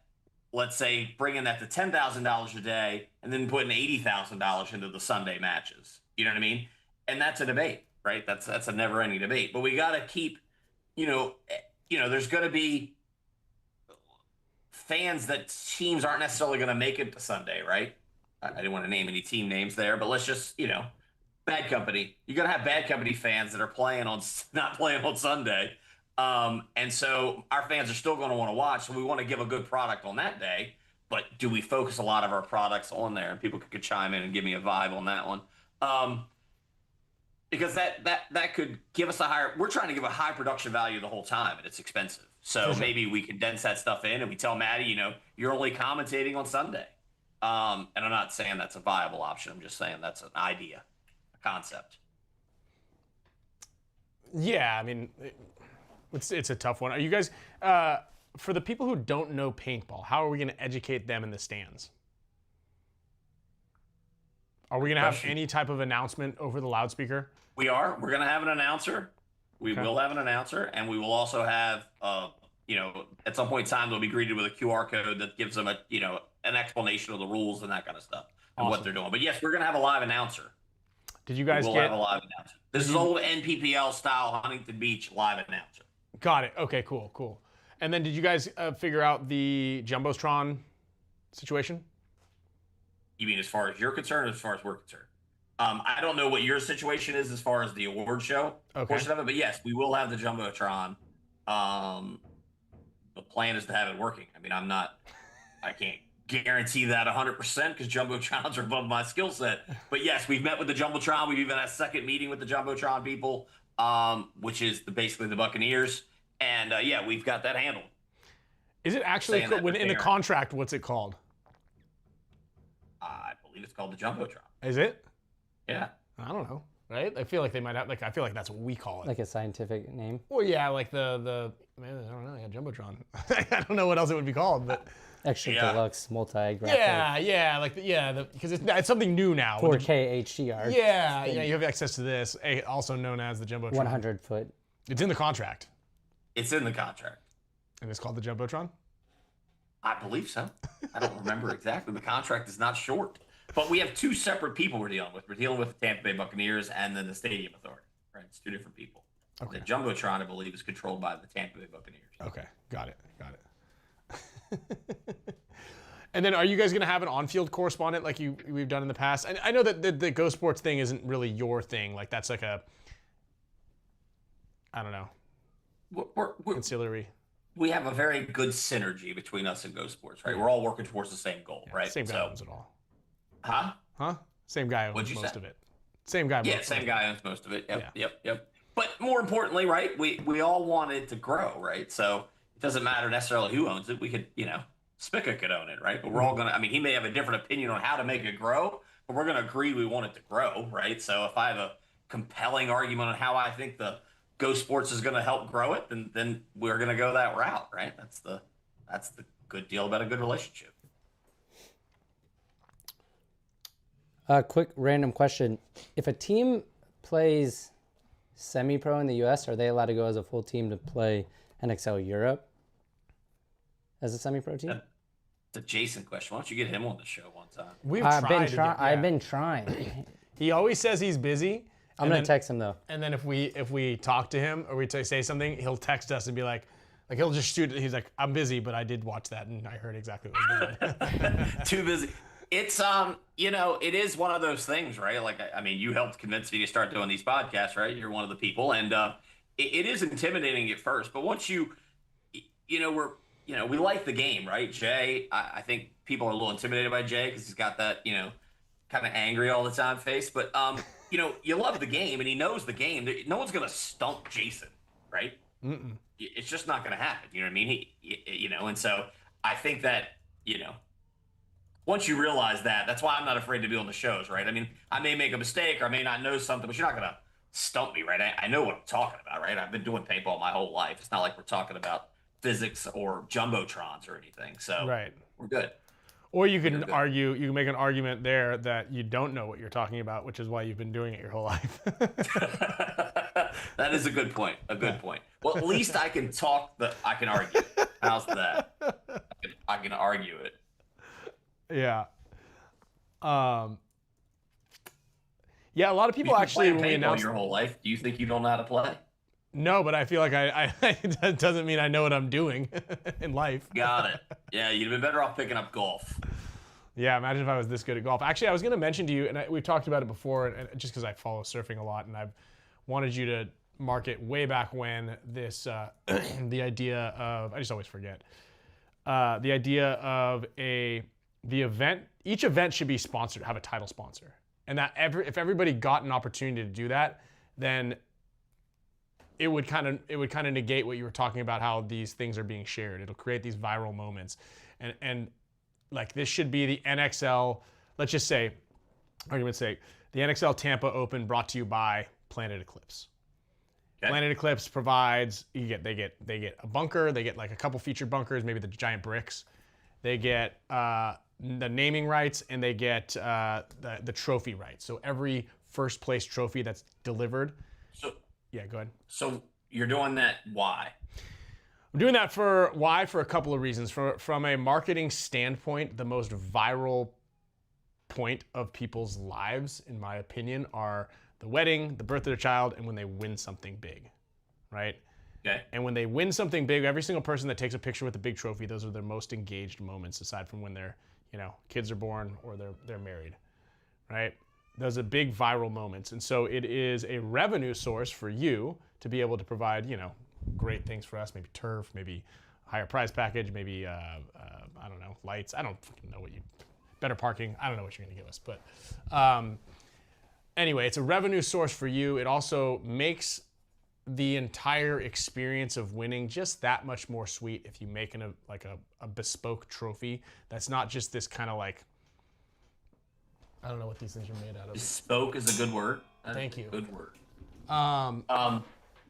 You just kind of like, I don't know. I mean, I guess people win, and that's exciting enough. If you do it more than once, you're kind of like, okay, cool, I've got 2 of these identical things, but it's not really like what? showing. 9 of y'all that have won more than once. Or something. Whatever, you know, but these are like Bart problems. Like he wanted smaller trophies so it could fit in the private jet. Like there you go. Yeah. You've won so much now that the trophies bore you. I appreciate that. No, it's not just that. And so what I get I'm what getting, you're saying. The bespoke trophy is a great point. I'll write that down as well. So I would do that for non-endemics, right? But once again, we have this challenge inside of paintball that I'm trying to keep the pro field non-denomination, right? I want all of our 10 sponsors to promote the pro field. And if this, let's just say Tampa was the die open, right? You're not going to get Eclipse and Lux and GI to jump on board and be like, let's share the hell out of this thing, right? It's just not going to happen. Mm-hmm. It's counterintuitive to some level, but it's just that is the reality of it. I'm not blaming them, right? Because that's smart marketing. They're not going to just put their competitor up on. If you think about it, most sponsorship is complicated, especially in the free market, like out in the real world, right? And so, like when Coke sponsors something, there won't be Pepsi stuff anywhere, right? And so when you talk about something like that, when they do, and this is a real problem in golf. Yeah. Because, and I'm going to use Tiger Woods. I think Tiger Woods was sponsored by Nike. And he had a problem because he wouldn't play the Adidas Open. And I'm making those names up, right? But this was a real problem in sports in the golf world because counter sponsors were saying that the marquee players couldn't play in that other tournament. And that's kind of what I would be afraid of. And I know that may seem crazy, but I would rather have a product that everybody can get behind and say, we're going to promote this for the good of all, as opposed to dividing things up. And, you know, I've been through this a lot of times and it causes grief, right? At one point in time, this is one of my favorite stories. We did a bid thing for building the pro field in 2002. And we said, come up with whatever you want with your field. We're going to give each sponsor a field. You guys tell us what you want to do with it, and we'll go from there. And RP Shear at the time sent me 12 spools of yellow tape that said RP Shear on it. And WDP said, we're going to invest $150,000. We're going to bring over a hyperball. We're going to build up a custom grandstands and a playing area.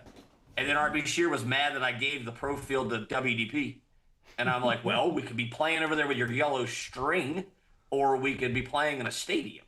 And so obviously everybody was mad except for WDP because they got on the pro field and that was the marquee field. So we always end up with these counterintuitive problems that kind of come up to bite you in the ass when you try to do that stuff. Yeah, I get it. People, I follow surfing, so like each one has 2 title sponsors each event, and whether you're sponsored by Dye, JT, or HK Army, how many are sponsored by surf companies? They are, yeah. They're all sponsored by surf companies. Well, they all used to be, and now they have a lot of title outside sponsorships. Yeah, so outside title Shiseido Open or the Corona one, presented by Outer Known, presented by Billabong, presented by this.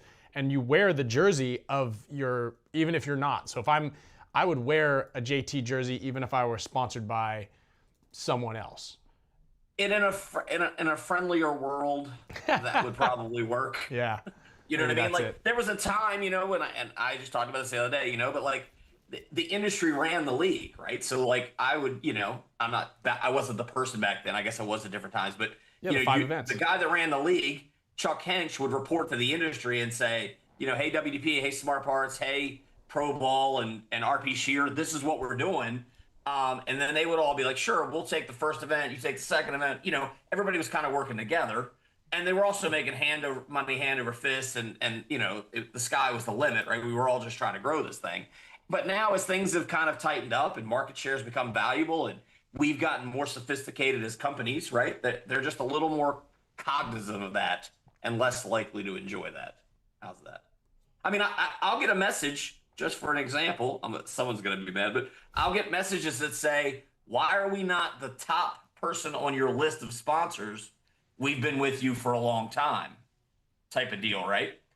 That's the granular level that people are noticing slights by us. So imagine if I suddenly said, you know, new sponsor, you got the Tampa Bay event, which is going to be in the stadium, and then I'm going to give you Cleveland eclipse.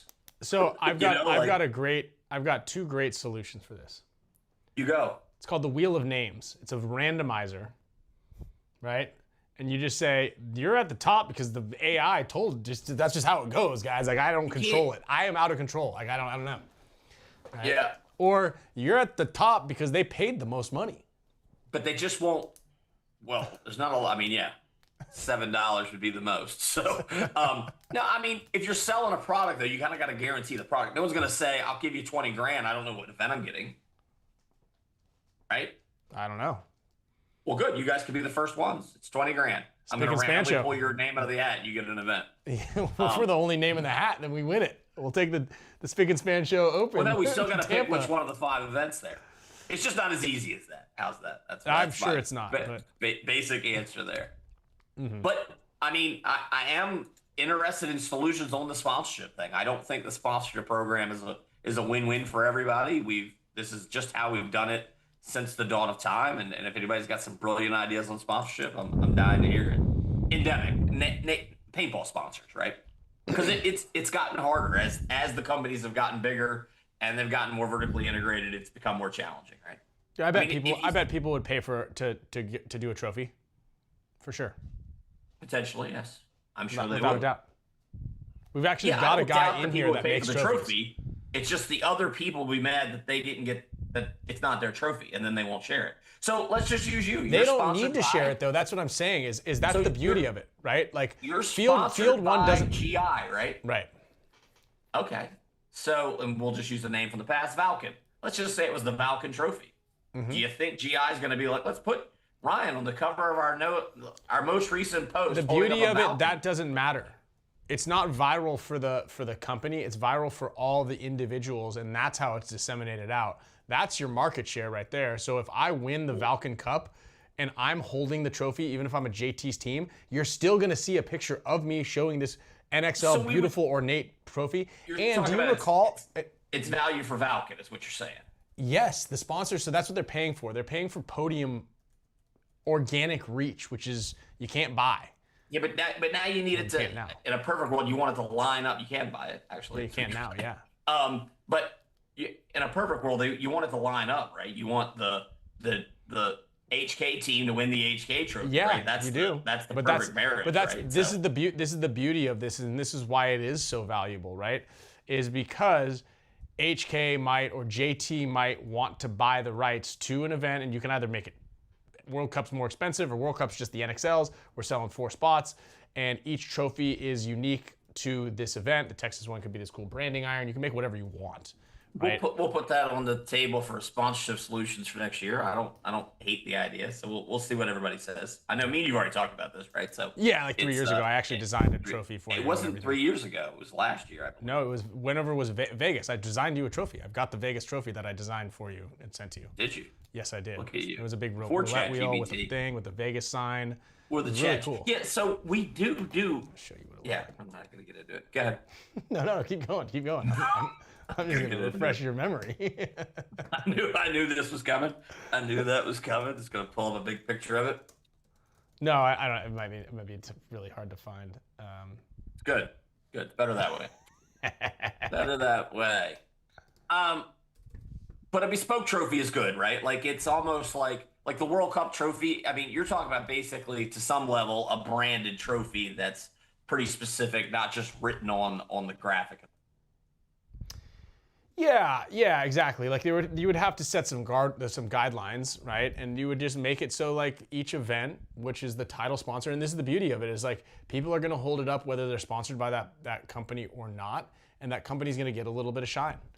And that's where it's that's the beauty of it.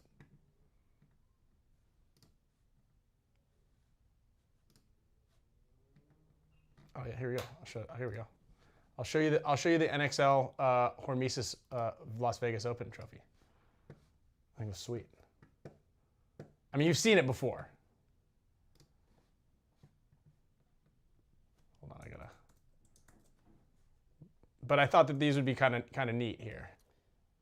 Did a good job on that. Thank you. You don't get design compliments. I don't get design compliments from him very often. So when he does give it to me, like you know it's good.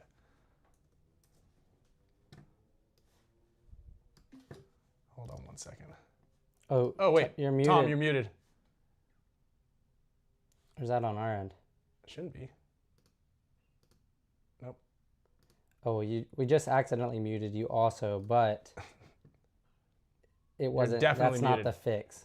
Was his? Are you there? There Yeah, we go. now The real question is, That's are one you way there? to win an argument. I wish I had that when I'm at the I was field. like, man, he got awfully quiet. Like, what is going I'll on just here? mute some people occasionally. I said, how's the team doing? How are y'all looking? Oh, cool. Thanks. Good. Yeah. Did we play anybody? Or are we just basing Not that on really. past performance? Not what really. Are we doing here? So here's the. Can you see it? Because the fans want to know, right? I need to know how you're doing. Do you have the YouTube up? Can you see it? Do I? Yeah. I don't have YouTube up now. So you, Oh, so you know you can't could see- always Yeah. you could always pull up YouTube, watch it live, hit mute, and then just you could read the comments. That way you can see what everybody's saying about you. I don't really want to see what everyone says about me. No one really is too harsh. No, I mean, yeah. I don't think I see one negative comment. No, about just that you muted today. yourself. Yeah, they're looking out. They were looking out for you. For looking out for me. Thanks for people looking out for me. No, I mean, I think we have. I pick on everybody, but I think we have a great fan base. I think people are very engaged and very opinionated, and they got good opinions, right? I say opinionated not as a bad thing. I like to debate, right? I think anybody that talks to me too much knows that, but I like to debate. I like to play devil's advocate. I think that's where you truly get your ideas truly vetted, right? You can't just sit in a room with a bunch of people that agree with you and kind of just say yes. That's why Alex is so unfun to call. Like, I would go, Alex, what do you think of this idea? He's like, whatever you want to do. Yeah, I know. Like, all right. You're right. You're right. It's not what I want. I'm going to call Ryan. Ryan will shit all over my stuff. This is the worst idea ever. I just like to always. No, that's what I want. I need Yeah. people to just, you know what I mean? I want to argue it. I want to know the bad side of it. I just don't want everybody to say, to my face that it's a great idea, and then when they walk away, they're like, that'll never work. What an idiot. Right? What an idiot. What an idiot. Well, they still call me an idiot, but at least then if they told me it was going to work or not work, at least they got something to prove or whatever, you know what I mean? So. But on a note, I think the Buck Stadium thing's gonna be cool. We'll see how everybody likes it. As far as the people that aren't there are the people that are coming in to watch it that are outside people. I'm sure we will learn some stuff from it, but we will continue going down this path because I think it just is an easier way to get more eyes on paintball. We've been trying it the way we've been doing it for a while, and so we're gonna mix it up a little bit. And I think Huntington Beach was a good thing for us back in the day. It's gotten a little cost prohibitive now because of the amount of fields and stuff that we have. But it definitely got eyes on the game, and it made us feel, as athletes, we felt cool, right? Yeah. And as a person who's not cool, that's a powerful feeling, right? Not all of us just walk around cool. And also, this day and age, like, our feelings really matter. What do you mean? Well, you need to make sure, feelings we matter. need to make sure that our feelings are like I have. I'm to always feel here. good. I'm always looking out for everyone's feelings. That's what I'm. Yeah. It's my core thing when I wake up in the morning. Whatever it costs. I want to make sure everybody's I just want feelings to are make met. sure I'm cool. But no, I mean, it is a powerful thing, Bill. Yeah. You know what I mean?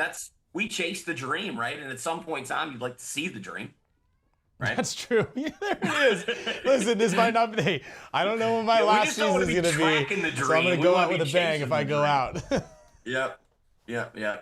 I mean, in my goal, the worst thing for me would be, when the old guard is gone, that we finally make it, right? In a perfect world for me, we would make it before the old guard's gone. Well, I'm just waiting. I think next year when I turn 45, my points get cut in half, right? So I can play semi-pro. They do. Or I can play That happened? I can play, yeah. It was 40, and then these guys changed the rules on us. Well, somebody's playing pretty good at 44, aren't you?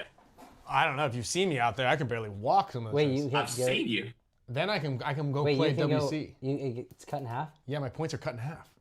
I can So play like what's that- D3, I think. Dude, I got a good I'm idea. so for you. good at like D4, D3. Like I'm really good. You should start putting that out there, and then maybe I saw you in a scenario the other day. You look really good. Thanks. a D3 team or D4 team. Maybe like, hey, you want to win Let's NXL go. this year? Let's go. Oh yeah. Because even is if crazy. a D4 team could have one D3 player, you That's could it. be the D3 player. That's it. First off, stop scumming down at the bottoms down there. You should be playing as high as you can. And two, it's crazy how like so many people that I've been watched playing for so long or played against, whatever. I can spot you in a crowd of pictures, right? I'm just like, Well, how's Ryan doing it with the Wait, what if the he gets like scenario? $400,000 for the year? Yeah. What's that? What if he gets like $400,000 to play D3 for a year? That's never gonna happen. Right? What if the Hurricanes are starting a D3 team, and then we're gonna take over the league from the bottom up? I heard the guy's got kangaroos. Do you know anything about this, Tom? I do not know he's got kangaroos. He went up about 10 notches if he's got some kangaroos. I heard unconfirmed reports that there are kangaroos at the Hurricanes complex, or at least That's one, pretty cool. possibly two. That's pretty cool, right? That is pretty cool. And have you seen that? Have you seen his facility? No, I haven't seen it. Not in person. I've seen Not in pictures. person. I haven't seen it in person. I've just seen pictures. Like the field, the houses on the outside. Yeah. That looks pretty cool. I Texas know, it's is doing kind it of right. crazy, right? Because California used to have all the cool stuff. Now it's Texas. Yeah. We just got taxes in the beach. You just got taxes on the beach. Yep. Yep, you do. Tom, are you guys going to put nets on over the top, like box it in with nets? You always ask that question. I did, Sensitive or question. someone else? No, I don't know. I feel like every time I come on the show, I get asked about rooftops. Maybe it was the other show. That not to be named here. We go up 33 feet as opposed to the 20 feet that we normally do. Oh, nice. Yeah, because I just feel like maybe like find needle in a haystack to clean up that place when random paintballs like. So we had very few paintballs. Nosebleeds. That's the reason we felt confident to do this. We had very few paintballs go out at the ESPN thing. So that made us feel much better about doing this. Because that's one of the things we got to be careful about. We don't want to just do a bunch of stuff and leave a scorched earth behind us, right? To where we can't ever do anything again, right? So we're taking this in small steps to try and make it something that we can keep replicating. I mean, my final goal is to have Fit playing X Factor in the Dallas Cowboy Stadium. That would be like my crowning achievement there. Wow. I remember actually speaking of Chuck Hench, he's not going to make it to the Hall of Icons this year, but he did make it in. He is going to be inducted, and I just talked to him the other day. He's not going to fly out for it. Why? The flights are like $900. Okay. I tried. I was going to use my that's miles, fine. but it was like 100,000 miles, and I just don't. So I think. Okay. I mean, we can talk about it. Yeah. I mean, I'd love for Chuck to come. Chuck's done a lot for paintball. I know. I would love to be able to give him his jacket and his plaque up on the big screen. So Right. we'll see if we can work. I'll on call him tomorrow. Oh, there we go. Cool. Well, I will help with that. Okay. Some way, so we can chat about that. I mean, did he sound like he wanted to come? Yes, or he was did. He, He just said finding reasons not to come? I would like to come. I have to fly out of SNA. I have to be back for work the next day or for something he's got going on. But he can fly out. Does he have a job? Well, I think he's got some. He does like events. Yeah, I think he was an events person. It sounds like he has like a 24-hour window that he can come out, but then he's like, Okay. the tickets are just really expensive. And then I looked, and it was outrageous. Okay. Yeah, I would do what we could to help Chuck. I mean, Chuck's done, Yeah, more than most, right? I mentioned More than Huntington most. Beach. He's part of that. Yeah, more than most. So. without a doubt. And actually, what I was going to say is this little anecdote about Huntington Beach is they had the very first year, I think every year pretty much, they had to like have people go through and sift, like with strainers, sift the sand out to collect every insane. single paintball. Insane, yeah. Can you imagine that, dude? Yeah, no, it's an environmental thing. For sure. Yeah. No, HP was crazy expensive. Crazy expensive to do. And and if you look at the team counts, they weren't that big. And and I'm just saying that because of footprint size, right? Like as that footprint gets bigger, it gets exponentially harder to keep clean.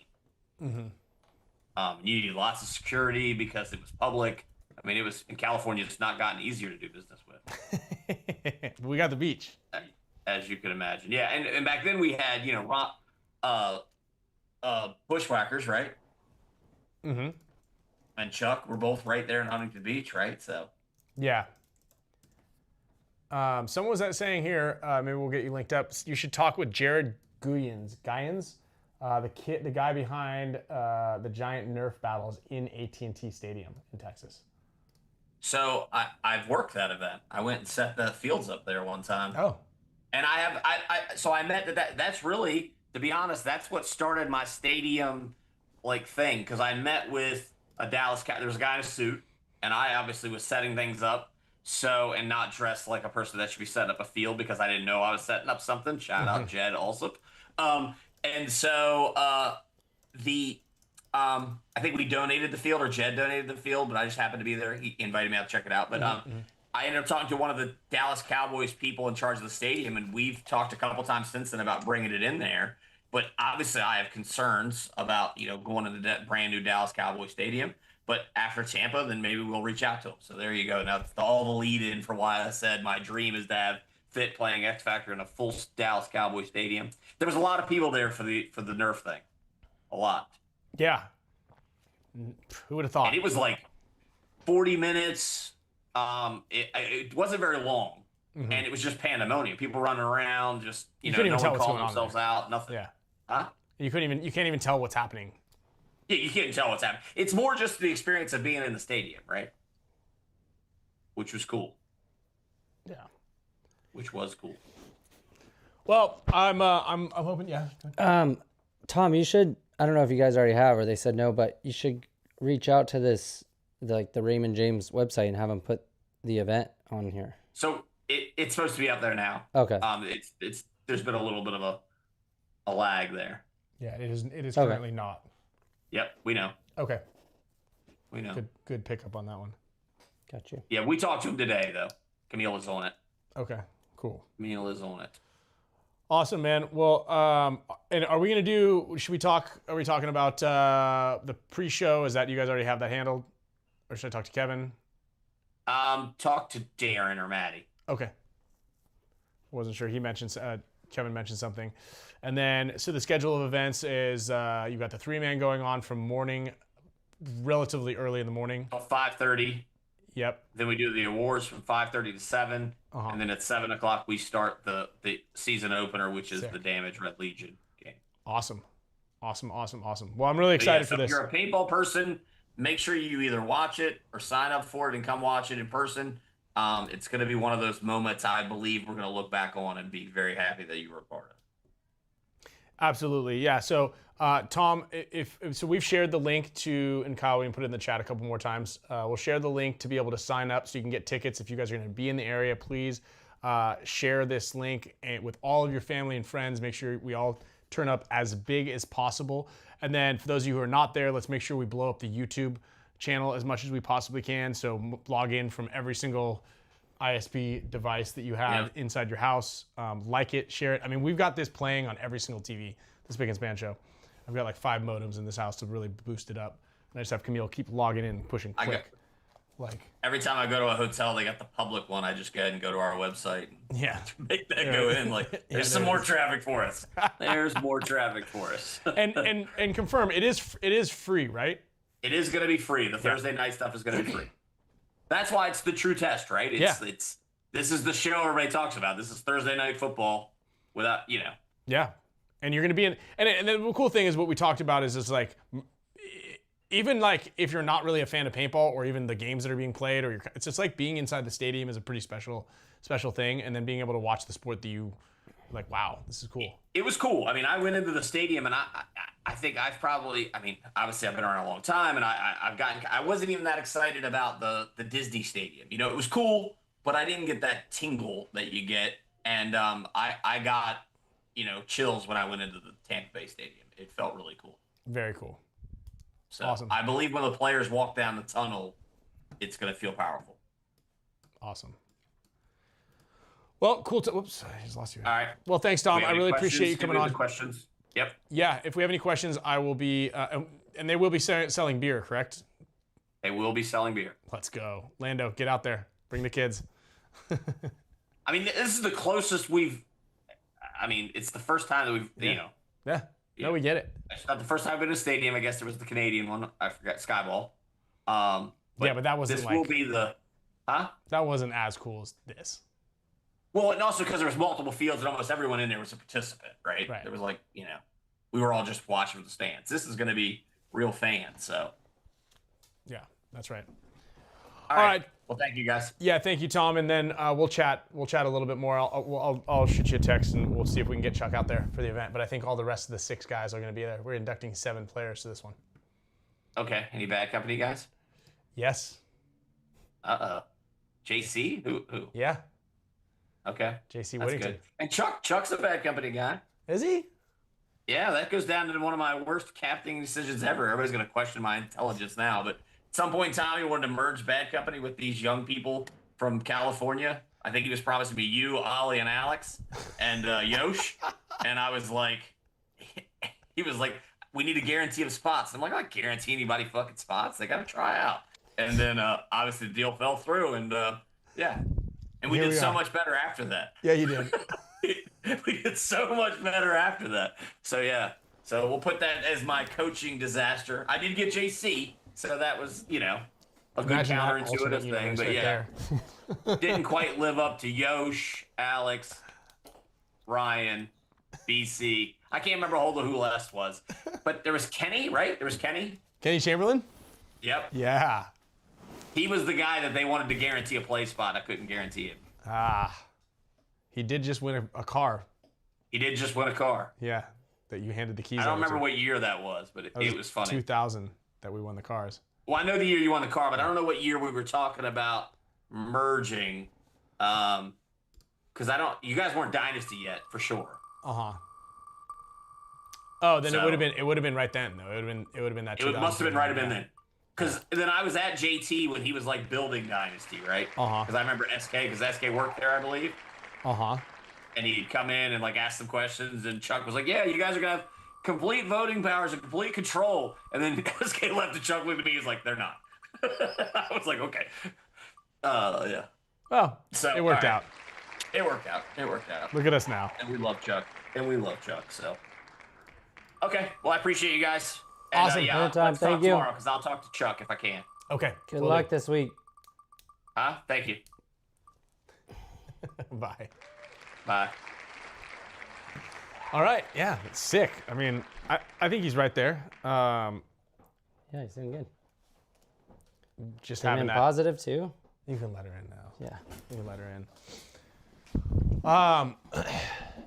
Yeah. So again, net positive. I think for the thing. Was that door locked? How'd that happen? You did it. No way. I think you locked it behind you on accident. We have to go to Mr. Frosty's? Why is that? Come over here. You want to talk about it? Mr. Frosty's is about to close? How are we going to get there? I mean, I really want to go because it was my special treat for today. Why'd you get a special treat? Because I nailed it on my spelling test. Nailed it on your spelling test? Okay. Do you want to spell something real quick? No. You spell dresses. I made a mistake on that one. It's okay. We can fix it right now. Then why are we posting it? I- Posting this. Well, because you're in here. You come into the show. You know what's up on the show. You got to be a part of the show. Yeah, but still we have to go to Mr. Frosty's. What'd your mom say about Mr. Frosty's? Because it closes at 1:30. So the next thing after the spelling, she's really good at spelling. She's really good at math. You got 10 out of 10 on all of those things. You got to figure out the time and the clock thing, and like No, like how long is a half an hour or 10 minutes? Time. 1:30. 1:30. It's open for a bit. Yeah, because it's 6 o'clock right now. Yeah, but it's about to be 1:30, so we have to we have to be there really early. In like 7 hours. No, like right now. Uh-huh. So we have to close the show down. Let's well, I was just spinning the wheel there. What'd you spell today? Competition, investigation. Mm, And I nailed both of them. nice. Investigation. Yeah, right? That's a big word. So let me just do 2 more spins here for the mega support status members. But I get to spin the wheel. You want to push the button? I'll let you push the button. The button's over here. The button's over here. Even though the wheel's over there. Actually, you want to touch the screen? Just touch the screen. Okay, so we already had. Yeah, go ahead. don't. Yeah, go ahead. Ready? Touch it. Wow, cool. No? Opinionated, Long Bob, AF Chase, Justin Burrows all won a prize, along with Drew Miller. And remove this. Yeah, got it. And then press the screen again. And we're gonna do another Oh, I didn't even put the thing up on the screen. Well, who's that? Chris? Chris Dahl. Okay. Alrighty. That's the show. Oh, okay, now I can close it. No, stop pushing buttons. Stop touching the screen. Get your dirty little fingers off of there. You said I can catch the string. All right, everybody. We'll be at the WCPPL this WC. weekend. Yeah, on Thursday. I'm gonna be at the sub. Him and said the layout crazy too. Crazy fun layout. That's exciting. Craziest yet. Craziest layout yet. We're gonna be shipping out some prizes today and tomorrow, so be ready for all of that. Shout out to all of our support and fans out there. We really appreciate it. Make sure you guys like, share, and comment on this here. Big shout out to all of the guys over at PB Fit for doing some awesome stuff, really getting creative with games. Hopefully the new mic system here worked. I feel like Yeah, this how is did pretty good. How did we sound? we'll listen after Oh, that's a to good point. double Yeah, check. we can But double check. yeah. And then big congratulations to all of our winners. Thank you to BFPGear.com, Gen X Global, Tigerwear, Hormesis, Island Designs, Pate Smith Law, and everybody out there who is just pretty cool in general. I won. What else we got? I went on there. Are you seeing Uncle Kai's new beanies that I got for the cold weather? Because Dad's been going to a lot of cold weather. How do I look? You should put. Okay, good answer. He should put a tiger because it's, There, it says Tiger Wear right there. yeah, but I have to put a tiger underwear. All right, everybody. Tiger underwear? Oh yeah, make that tiger underwear. All right, everybody. Thank you all for the support. Oh, Brendan Allen. It's a big membership gift. Oh, Kyle, yeah. Spicka Span Show! Shout out to the Pandas look. this weekend. Let's go. Nice. They Pandas win? and Narcos. Yo. Yeah.